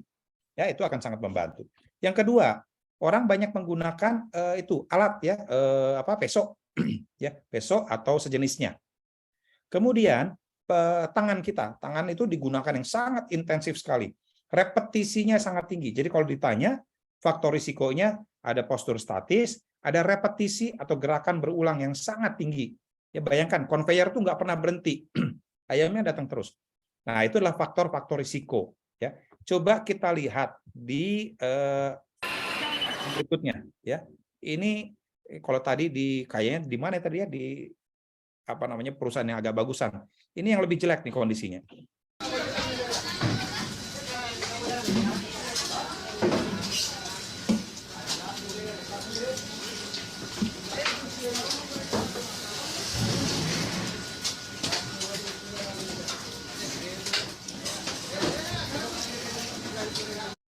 Nah, kondisinya lebih jelek. Kenapa lebih jelek? Bukan orangnya, kondisi kerjanya ya. Kondisi kerjanya, bayangkan mereka tidak menggunakan. Kalau kita lihat ya, ini betul teoritis ya. Kalau kita lihat, mereka menggunakan peso, tapi masih ada pengerahan tenaga untuk menarik dari misalnya daging ayam tadi atau bagian tubuh ayam tadi. Nah, itu yang disebut dengan pengerahan tenaga. Jadi kalau kita lihat, bukan saja berdiri statis, bukan saja repetisi, tapi ada pengerahan tenaga, penggunaan tenaga yang besar. Besar itu nggak harus kita seluruh tubuh, tapi bisa besar untuk otot tertentu. Dalam hal ini adalah untuk tangan kita, pergelangan tangan kita. Itu besar. Nah, pertanyaannya, emang masalah kalau kerja seperti ini? Iya, masalah. Penelitian banyak menunjukkan itu bermasalah. Contohnya, ya, nih, OSHA mengatakan di Amerika Serikat ternyata injury ya, cedera dari orang-orang yang bekerja di sektor pengolahan tadi daging ayam tadi banyak cederanya. Ya, mereka mengatakan kasus kesehatan kerja 5 kali di atas rata-rata industri. Kalau dibandingkan dengan industri manufaktur lain, itu ternyata mereka 5 kali cederanya lebih besar. Terus kasus carpal tunnel syndrome atau CTS itu 3-7 kali lebih tinggi dari rata-rata nasional. Kasus kesehatan kerja mengharuskan karyawan untuk off, tidak masuk kerja 33%. Ini berarti serius ya industri pengolahan daging ayam ini. Nah, intinya itu yang ingin saya sampaikan ya, bahwa industri daging ayam itu memiliki karakteristik erat dengan terjadinya gotrak dan tinggi ya kasus-kasusnya. Nah, saya lanjutkan. Bagaimana caranya supaya industri tadi tidak memberikan risiko yang tinggi? OSHA sudah memberikan beberapa contoh-contoh perbaikannya. Misal, nah ini ya, misal bikinlah peso yang dibengkokin seperti ini. Peso harus diasah supaya tajam. Kita pernah kan di rumah ya punya peso yang tumpul untuk memotong daging susah, memotong sayuran susah, dan membutuhkan tenaga yang besar. Nah, salah satu ya strategi intervensi atau mitigasinya adalah dengan membuat peso yang bentuknya seperti ini, atau mengasah, atau menggunakan teknik-teknik cara kerja yang lebih tepat. Ya, ini adalah contoh-contoh yang ada disampaikan oleh OSHA. Ya. Ini contoh lain. Ya. Kalau badan kita jauh dari meja kerjanya dipotong, ada lingkaran begini ya, dipotong setengah lingkaran, sehingga badan kita bisa mendekat ke material kerja. Ya. Bisa juga kontainer nih tadinya begini bentuknya, jadi kita tangannya harus agak jauh, kontainernya bisa dimiringkan. Di sisi kanan bisa kita lihat kata OSHA, coba conveyor itu dikasih pembatas ya, semacam pembatas seperti ini, yang menyebabkan si potongan daging ayam itu menjadi mendekat ke arah pekerja, sehingga untuk pekerja tidak perlu meraih terlalu jauh. Ya, itu contohnya seperti itu.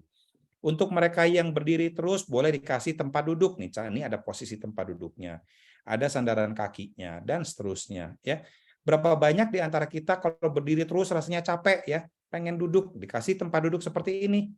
bisa didesainkan tempat duduk yang untuk orang berdiri tapi terus bisa istirahat. Nah, ini seperti dan seterusnya. Jadi itu adalah beberapa contoh-contoh pengendalian yang disarankan oleh OSHA untuk industri pengolahan daging ayam. Nah, dari situ apa yang bisa kita pelajari? Yang bisa kita pelajari adalah bahwa sekali lagi satu, setiap pekerjaan pasti ada kasus gotraknya sendiri. Dan yang kedua, ada faktor-faktor risiko yang bisa kita minimalkan dengan menggunakan sejumlah teknik pengendalian.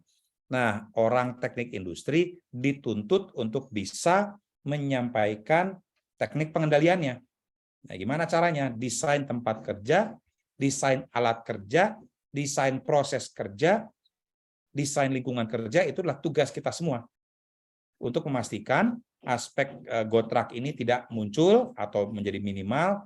Secara bersamaan juga kita akan meningkatkan produktivitas kerja, ya. Nah, pengendalian ini sudah saya akhiri. Sebelum masuk ke tanya jawab, saya akan sampaikan sedikit paparan saja tentang pengendalian di tempat kerja, ya, contoh-contohnya. Bu Rani ini kebetulan lagi azan di tempat saya. Saya break sebentar aja ya, Bu Rani ya. Iya, monggo Pak. Ya, Monggo. 1-2 menit aja. Dan kalau ada pertanyaan via chat boleh, silakan. Ya, baik. Terima kasih Pak Dadi. Monggo kepada Bapak Ibu dosen, mahasiswa bisa bertanya atau dengan raise hand ataupun dengan chat.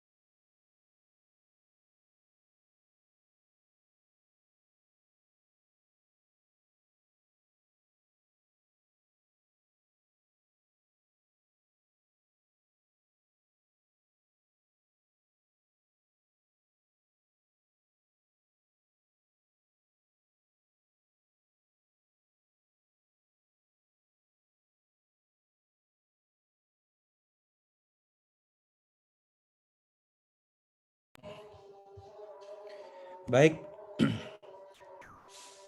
Ibu dan Bapak sekalian, rekan-rekan mahasiswa yang saya hormati, saya lanjut ya, izin untuk melanjutkan paparan.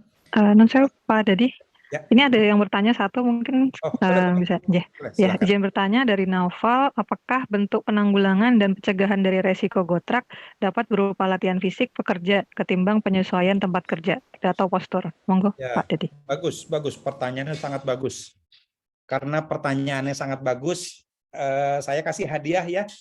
Hanya tanya pertanyaannya sangat bagus, saya kasih hadiah. Nanti mohon nama lengkap, alamat lengkap, dan nomor HP disampaikan kepada Bu Rani. Nanti Bu Rani teruskan ke saya. Nanti saya akan kirim sesuatu dari sini ya. Pertanyaannya bagus sekali. Mahasiswa S3 saya itu meneliti bagaimana intervensi yang sifatnya adalah pada orang. Orangnya dilatih supaya ototnya tambah kuat, tambah besar, tambah strong, gitu ya, stronger, lebih tahan untuk bekerja seperti itu. Pelatihan ya, training. Apa bisa seperti itu? Bisa. Bisa sekali. Hanya saja perlu dicatat, ergonomi selalu lebih mementingkan perbaikan tempat kerja duluan. Perbaiki tempat kerja, perbaiki cara kerja, tambahkan alat bantu sebelum orangnya yang kita utak-atik. Karena kita juga kalau membuat orang menjadi tambah kuat ya cuma segitu-segitunya. Ya, kita nggak bisa membuat orang atau memilih orang. Jadi para pekerja ya begitulah karakteristik pekerja. Lebih baik kita mengubah tempat kerja, memperbaiki cara kerja dan seterusnya. Jadi dari struktur hierarki pengendalian, orang boleh kita dalam tanda petik modifikasi, tapi itu adalah pengendalian yang terakhir ya, yang terakhir. Yang paling awal itu adalah hilangkan bahaya ergonominya atau secara rekayasa kita lakukan perbaikan di tempat kerja. Itu jawaban Ya, saya, baik. Bu Terima Rani. kasih, Pak Dodi. Ini yang K3 mana nih pertanyaannya? Ya, ini ada mata kuliah K3 sebenarnya, Pak. Mahasiswa angkatan 2022 dan ergonomi untuk angkatan 2021. Ya. Dan anak TA ini, mana anak TA ini? Jangan kayak saya ya, saya pernah menghilang dari Pak Dedi di waktu tesis, sembunyi, baru ketemu lagi pas mau ujian. Ayo, yang jangan malu bertanya ya. Monggo, Pak Dedi. Baik. Saya izin untuk melanjutkan. Ini satu set PowerPoint yang terakhir, tapi menarik sekali karena saya akan beri contoh-contoh bagaimana kita melakukan perbaikan di tempat kerja. Ini sebagai contoh saja ya. Nih, contoh. Ini bahaya ergonomi karena orang ini harus memotong panjang seperti ini. Andai kata kita minta ke suppliernya pipa yang sudah dalam bentuk pendek-pendek, bahaya.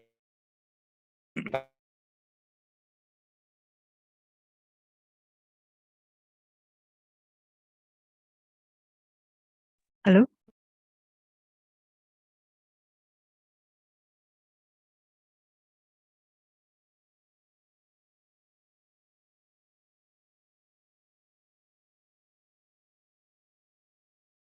Ibu, sebentar ya.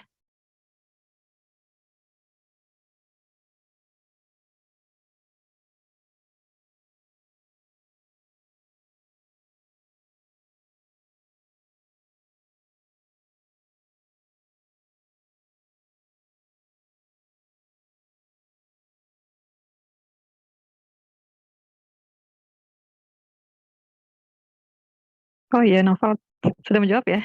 Lupa saya tanya. Selamat juga hadiahnya.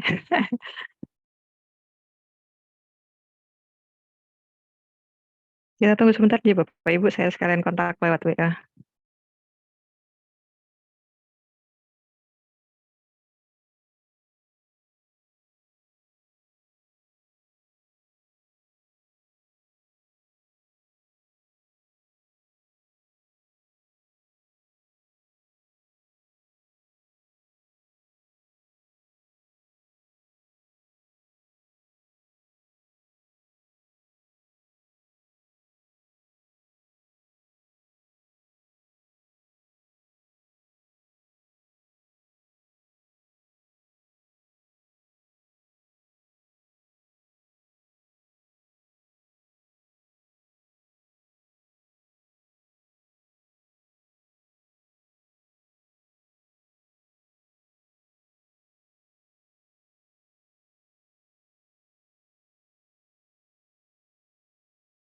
Sambil menunggu Pak Dedi ya, jadi sekedar sharing lagi ya terkait dengan Perhimpunan Ekonomi Indonesia ini kami terbagi-bagi juga menjadi area wilayah. Kebetulan kalau Jawa Tengah itu masuk di PEI, Korwil, Jawa Tengah dan DIY. Monggo kalau Bapak Ibu dan mahasiswa ingin bergabung di Perhimpunan Ekonomi Indonesia, kami sangat terbuka sekali untuk mengkaji bidang ekonomi.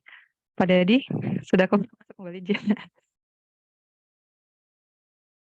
Maaf, ada kesalahan teknis. Tiba-tiba seperti biasa, internetnya tiba-tiba putus. Apa Jadi lagi hujan apa Pak? Di sini kebetulan tadi hujan sempat. tadi hujan, tapi internetnya oke tadi. Oh, Mendadak. ya, baik monggo Pak Ya, Dedi. saya lanjut ya. Jadi walaupun saya belum share screen, tapi intinya kita bisa mengubah barang yang kita bawa menjadi lebih ringan dan lebih dekat ke tubuh kita. Ya. Berapa banyak di antara kita pernah ke toko beli barang kebutuhan sehari-hari pakai kantong kresek, ya bebannya cuma setengah kilo, tapi kita bawa rasanya sakit-sakit badannya begitu kita bawa di kiri kanan. Nah, dengan menggunakan ransel, dengan memilih bahan-bahan yang harus kita bawa, ya dipilih dengan baik, bebannya menjadi lebih sedikit. Saya teruskan sharing screen-nya.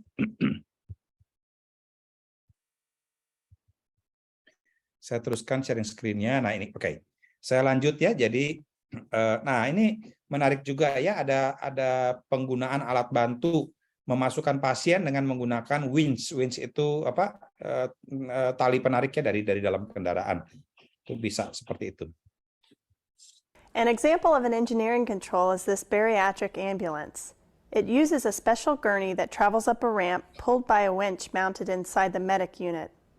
This moves the patient safely and quickly into the medic unit without using any manual force from the emergency service workers.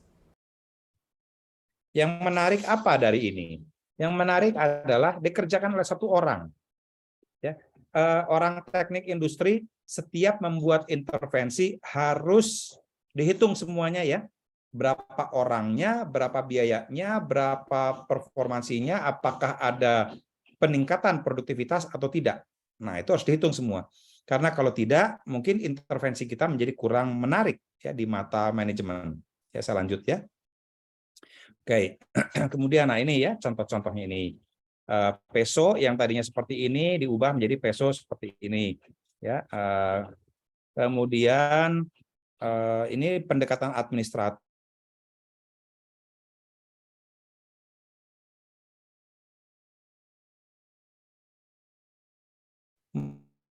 di lantai. Kita kena dengan lantai itu yang berisiko terkena alas kerja yang keras.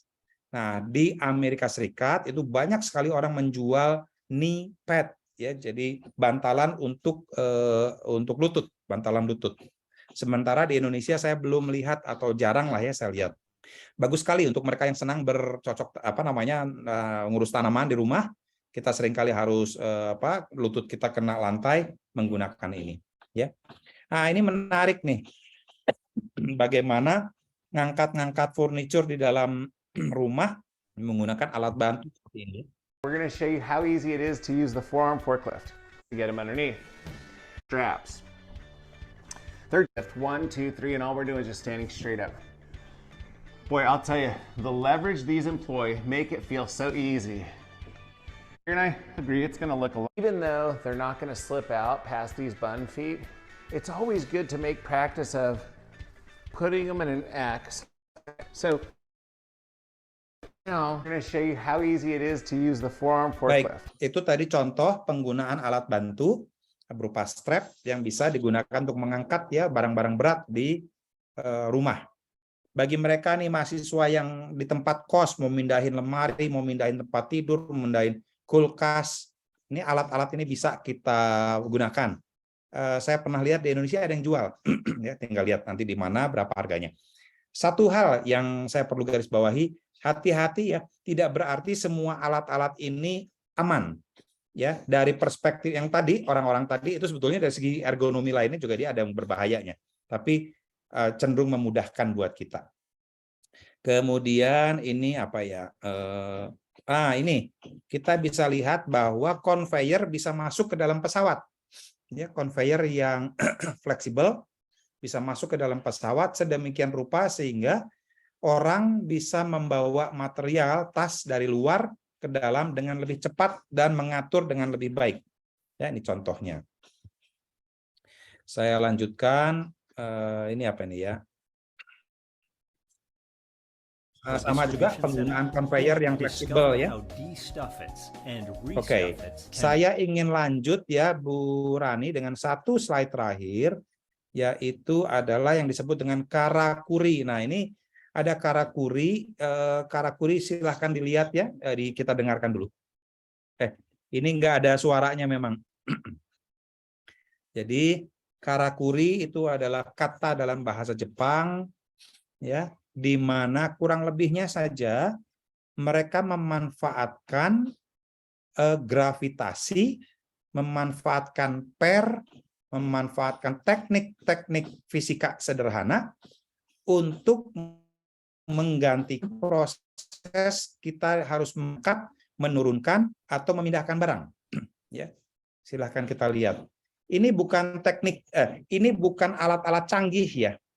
Alat-alat ini adalah alat-alat yang tanpa mesin, karena mereka menggunakan perpindahannya menggunakan conveyor, menggunakan gravitasi, ya, dan sistem interlock sedemikian rupa sehingga barang bisa berpindah hanya dengan tenaga yang kecil.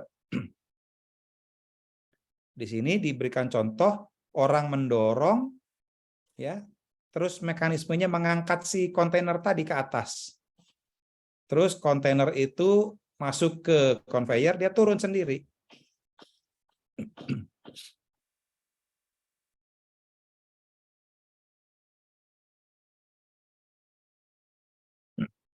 Jadi semacam proses yang kita buat secara lebih otomatis, tetapi menggunakan teknologi sederhana ya.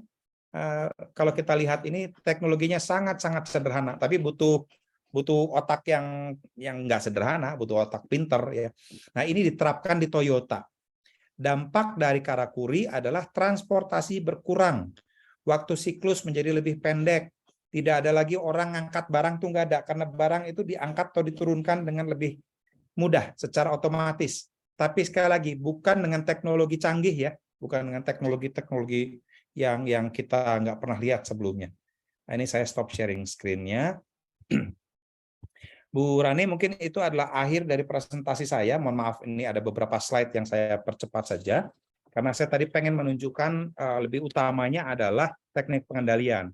Sebelum saya akhiri presentasi saya, banyak mahasiswa itu kalau bikin penelitian, kerja praktek, tugas akhir, atau apapun, seringkali hanya bisa merumuskan masalah, tapi tidak sampai pada apa solusinya, bahkan evaluasi atas solusinya.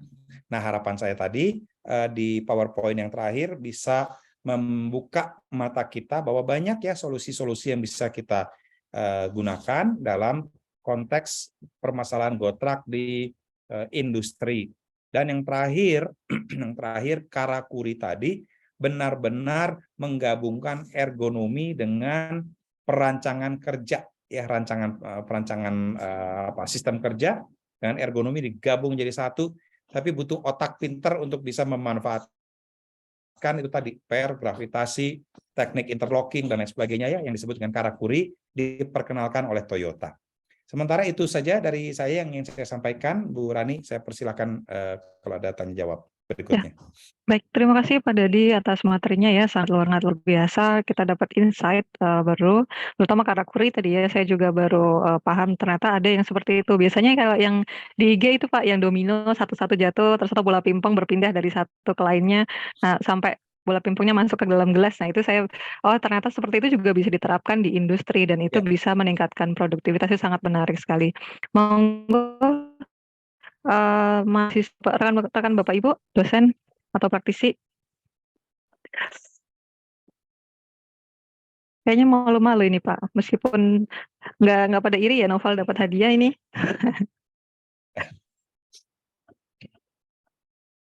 Monggo yang mau bertanya.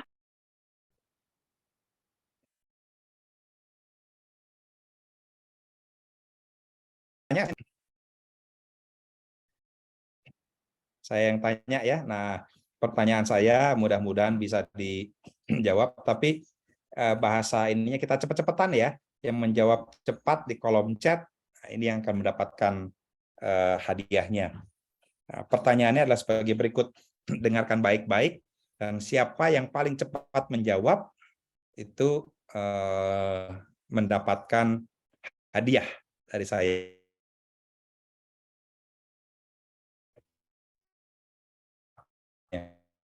Saya akan menyampaikan pertanyaan, karena pertanyaannya belum selesai dijawab di kolom chat, boleh ya, silakan. Tapi belum betul jawabannya, karena pertanyaannya kan belum selesai. Ini pertanyaannya sebagai berikut, silakan dijawab di kolom chat. Sebutkan 2 faktor yang masuk postur statis, gerakan repetitif, alas kerja yang keras, beban kerja yang berlebihan,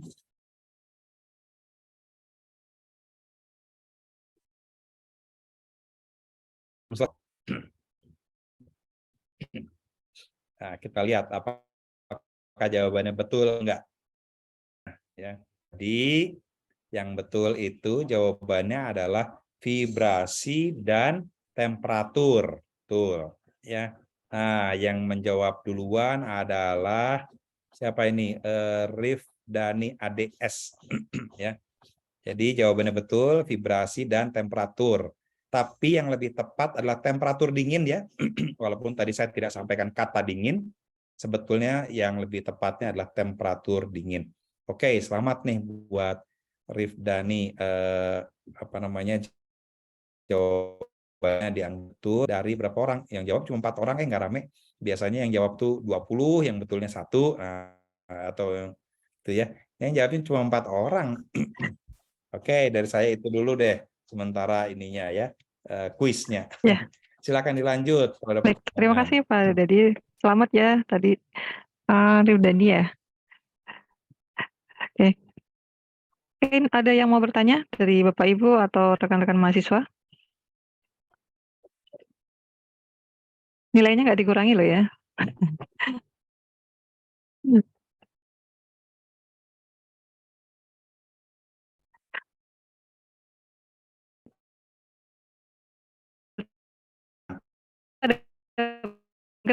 Monggo Pak. Ya, terima kasih kesempatannya Bu Rani. Cek, sudah terdengar suara saya, Bu? Sudah jelas. Ya.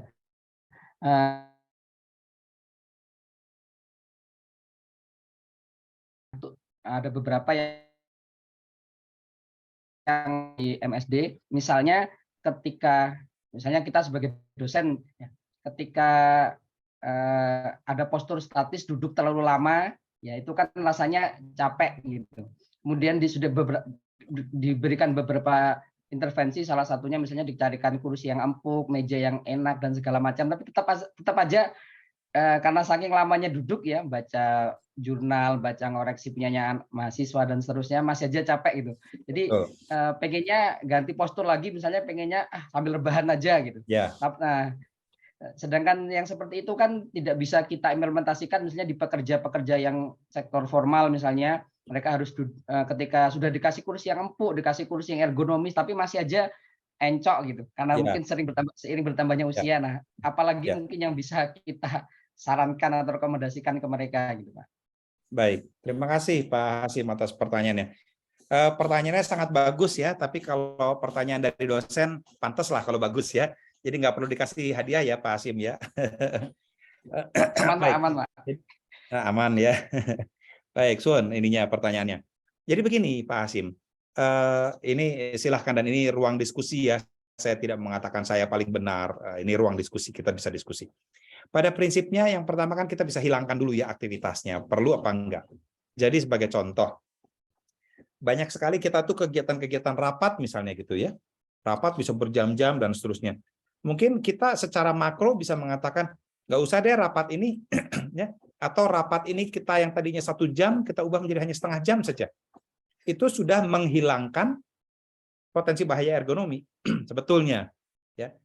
Oke, kalau misalnya nggak bisa, ya udah. Sekarang secara engineering apa nih yang bisa kita lakukan? Nah, sebagai contoh saja, saya ini sekarang Pak Hasim menggunakan kursi yang kita bikin sebagus mungkin. Biayanya tapi nggak mahal. Jadi kebetulan saya dapat kursi pembagian dari kampus. Ini kursinya bagus. Dia bisa recline, bisa diatur ketinggiannya, ada sandaran kepala, busanya cukup, walaupun masih kurang empuk buat saya, cukup.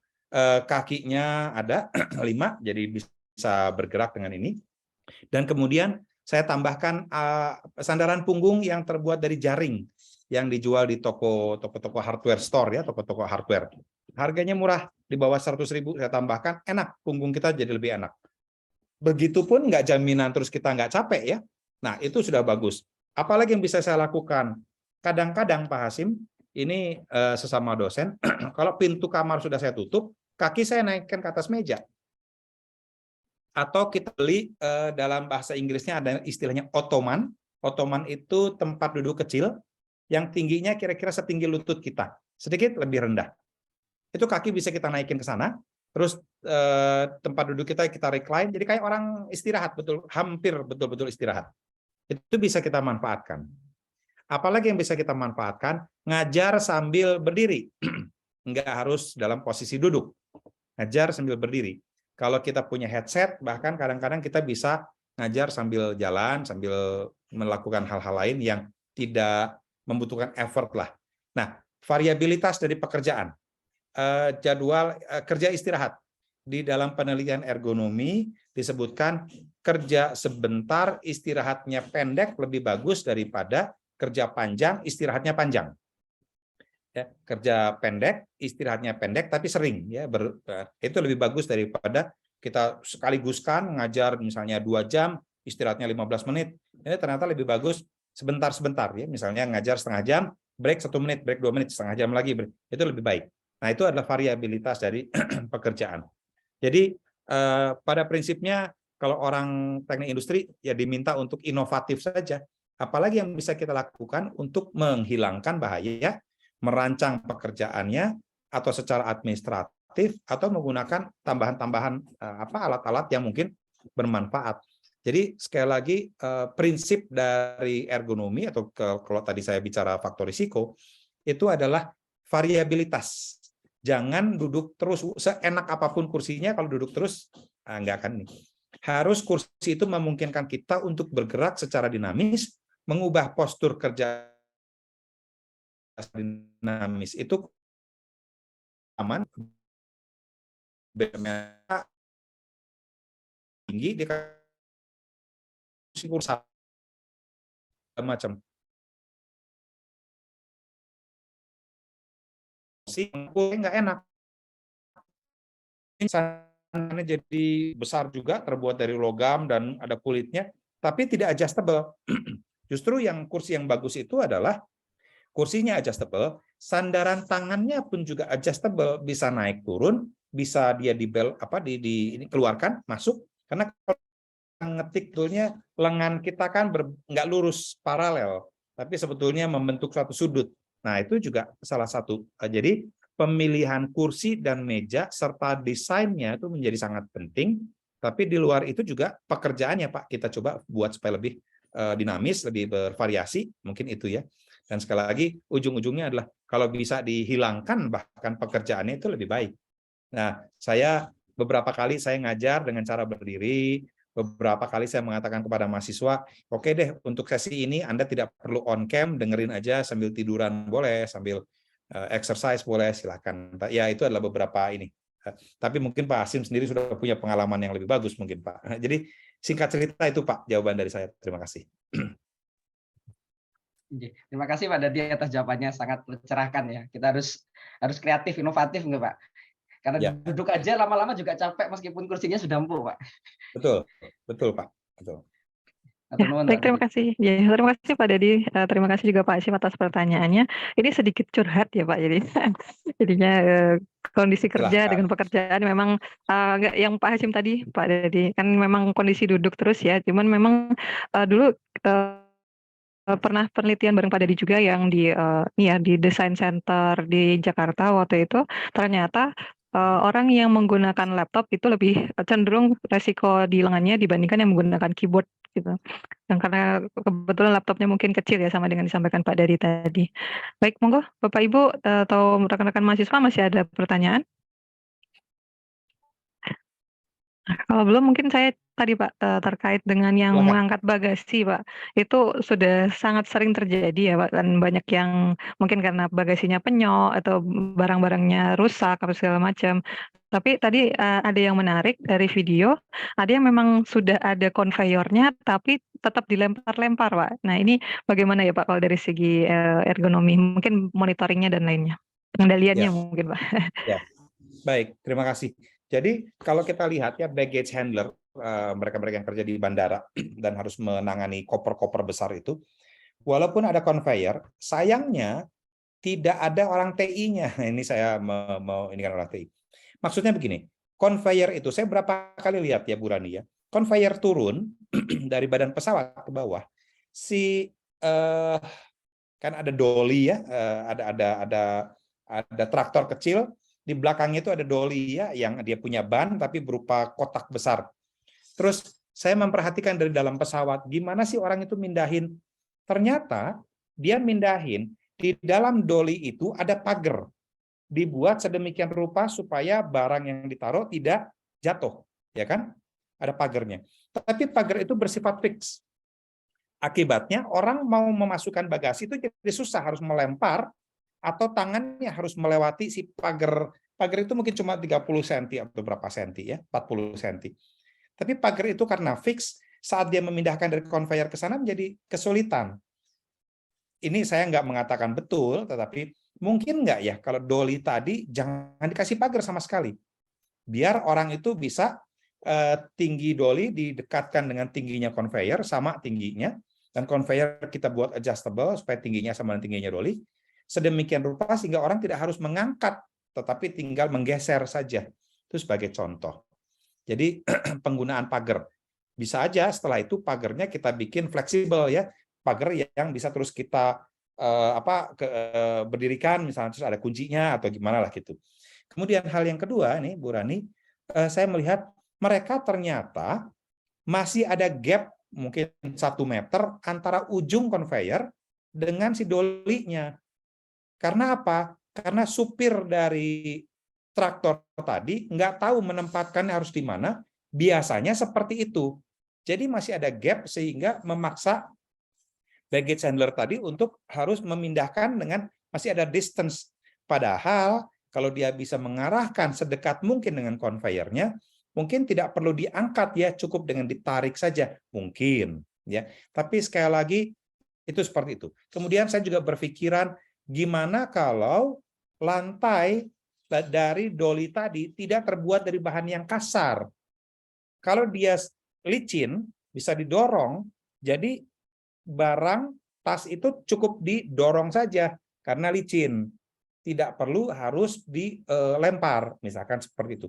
Artinya kasus ini menunjukkan kepada kita bahwa tidak mudah, tetapi kalau kita pikirkan secara mendalam, ada lah ya beberapa hal-hal yang mungkin bisa kita lakukan, inovatif, yang dapat meminimalkan atau mengurangi risiko gotrak, dan secara bersamaan mempercepat proses.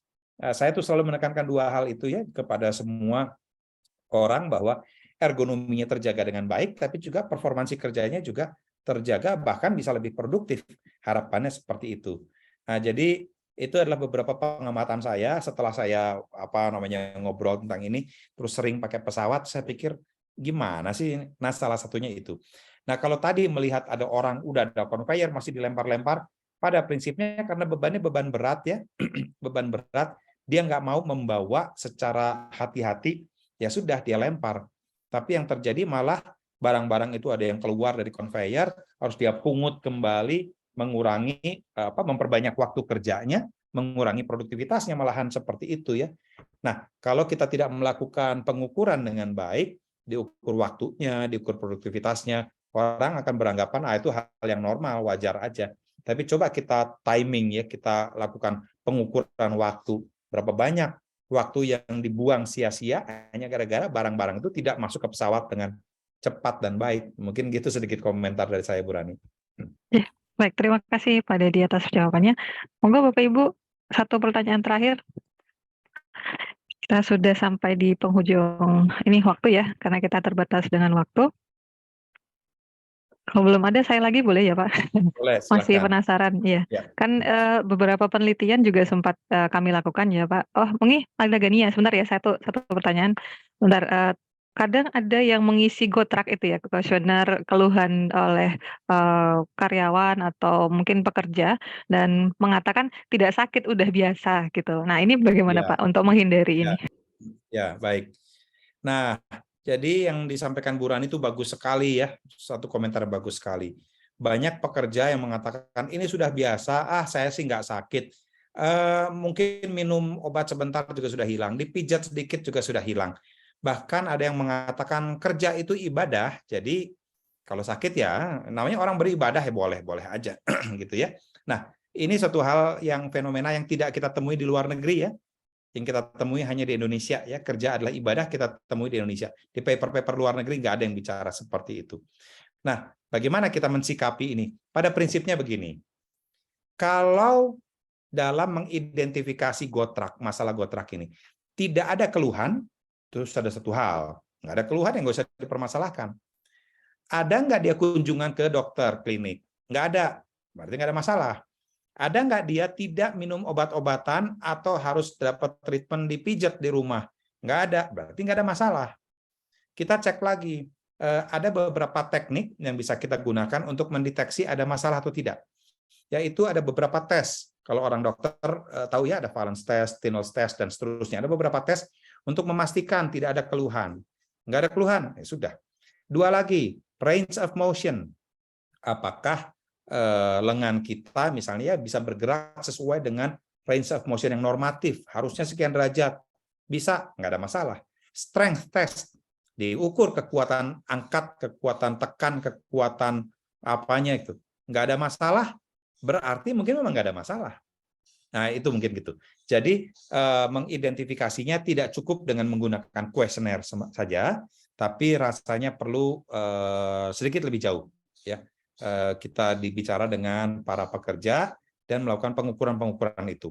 Di sepemahaman saya, di Indonesia belum ada, sangat jarang perusahaan yang mengukur kekuatan strength test ya, atau range of motion.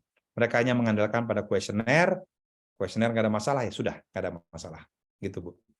Oke, baik, terima kasih Pak Dadi atas jawabannya. Monggo, Gania ya, pertanyaan terakhir. Monggo.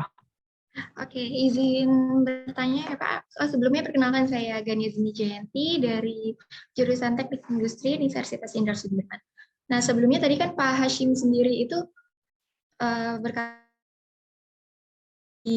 lama duduk di kursi, walaupun kursinya sudah bagus gitu seperti sofa dan semacamnya, itu kan masih suka pegel ya Pak gitu.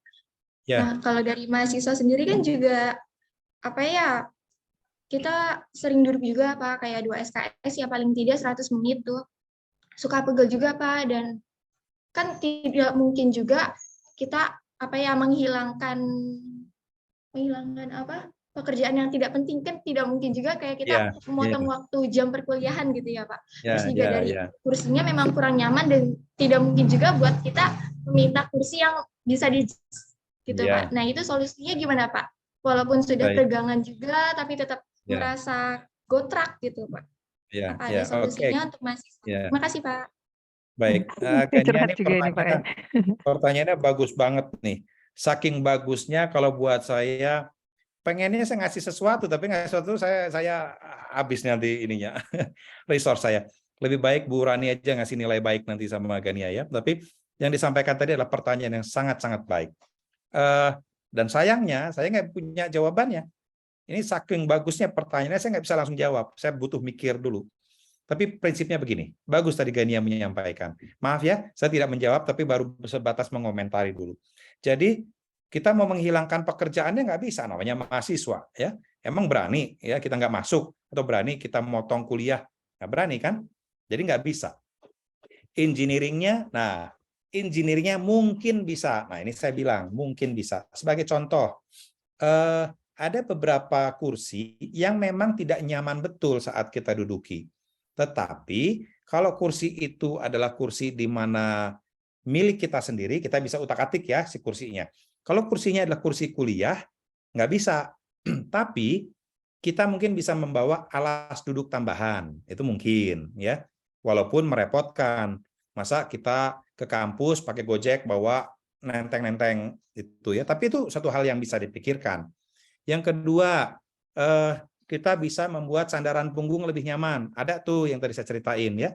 Jadi sandaran punggung ditaruh di depan kursi, di punggungnya kursi, buat kita lebih nyaman. Tapi sama juga, kita harus nenteng-nenteng sesuatu ke kampus. Kemudian ada kursi-kursi ya yang saya lihat bahkan di kampus kami, itu kalau perempuan duduk, terutama yang badannya yang tingginya nggak terlalu tinggi, kakinya ngegantung. Kakinya ngegantung, nggak sampai ke lantai. Nah, ini kan suatu masalah sendiri ya. Nah, ini gimana caranya ya? Nah, ini hal yang nggak bisa kita perbaiki begitu saja. Terus apalagi yang bisa kita lakukan? Secara administratif, bisa nggak ya kita boleh nggak kalau di kuliah kita berdiri?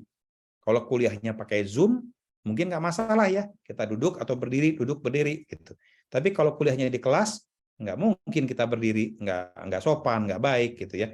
Nah, itu adalah beberapa hal yang bisa kita lakukan. Terus terang kalau saya mendapatkan pertanyaan seperti ini, mikirnya jadi panjang nih, ya. Tapi kalau boleh saya sampaikan, coba pikirkan, ada nggak ide-ide inovatif ya yang mungkin bisa kita lakukan untuk satu supaya titis. Terkungkung di tempat seperti itu terus. Nah, saya cuma bisa memberikan jawaban seperti itu tuh kan ya. Jadi saya minta maaf nih, waduh. Yang tadi saya bilang pertanyaannya bagus banget. Jadi buat saya sendiri jadi bingung nih jawabnya apa. Bagus sekali ya. Tinggal minta nilainya ke Bu Rani nanti ya. Sementara sorry ya, saya cuma bisa jawab sejauh itu. Ini butuh pemikiran panjang nih Gania saya untuk bisa menjawab ini dengan baik. Ya, baik. Terima kasih Pak Dadi atas jawabannya, Genia juga atas pertanyaannya ya. Mungkin ini saran bagus ya untuk fakultas sebenarnya, untuk prodi ya, untuk pengadaan kursi sebaiknya yang lebih nyaman untuk mahasiswa, kepada dosen, ataupun dari pegawai fakultas juga. Nah, ini bisa jadi saran masukan. Nah, saya rasa di BEM ada ya, kalau nggak salah, ada sarasehan dengan fakultas, apa aja yang dibutuhkan. Itu salah satu penyampaian permasalahan yang dirasakan oleh mahasiswa untuk selama di kelas. Nah, ini makanya kalau saya materi biasanya nggak sampai sejam ya, saya biasanya, kasih batasan, mungkin juga dari dosen-dosen salah satunya ngasih soal yang harus ngerjain di papan. Nah, maju dong, jangan duduk terus gitu ya. Jadi maju, jadi apa ya, dinamis badannya, nggak duduk terus.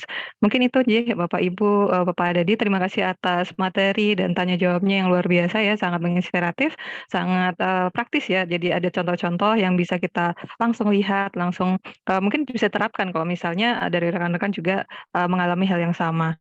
Baik, terima kasih Bapak Ibu atas kehadirannya, rekan-rekan mahasiswa juga atas ini ya tanya jawab yang interaktif.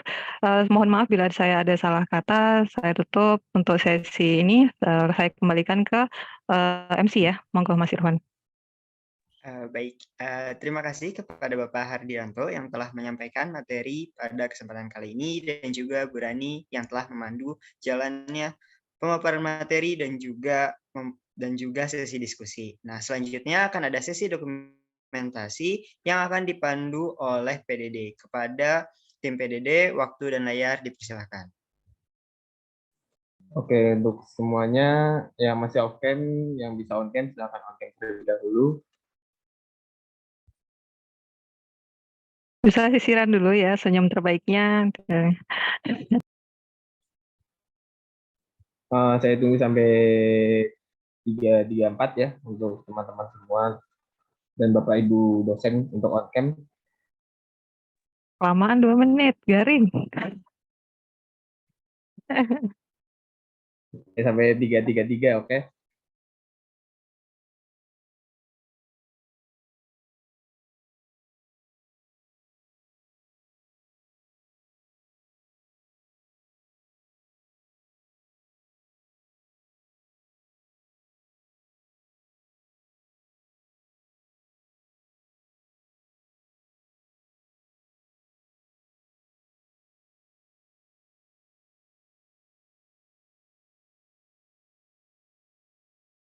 Oke, mungkin kalau misalnya semua nggak bisa on cam, langsung saya dokumentasikan sekarang saja untuk slide 1, 2, 3. Oke, lanjut ke slide kedua, 1, 2, 3. Oke, ke slide ketiga, 1, 2, 3. Oke, slide keempat, 1, 2, 3. Oke, slide kelima, 1, 2, 3. Slide terakhir, slide ke-6, 1, 2, 3. Oke, sudah semua. Terima kasih Mas Irfan, saya kembalikan ke Mas Irfan. Baik, terima kasih kepada tim PDD yang telah mengambil dokumentasi pada kegiatan kali ini. Baiklah, sampailah kita pada penghujung acara kuliah tamu pada hari ini. Semoga apa yang telah didapat dapat berguna bagi kita semua. Jadi kami ucapkan terima kasih kepada Bapak Hardianto selaku materi yang telah berkenan hadir dalam kuliah tamu siang hari ini. Saya Muhammad Irfan Fadilah Hidayat selaku Master of Ceremony pada kuliah tamu ini memohon maaf atas kekurangan dan kesalahan dari tutur kata saya, dan saya ucapkan terima kasih dan sampai. Ya. Terima kasih Saya Pak Dedi atas waktunya. Terima kasih. Pak. Assalamualaikum semuanya. Selamat sore. Waalaikumsalam warahmatullahi wabarakatuh.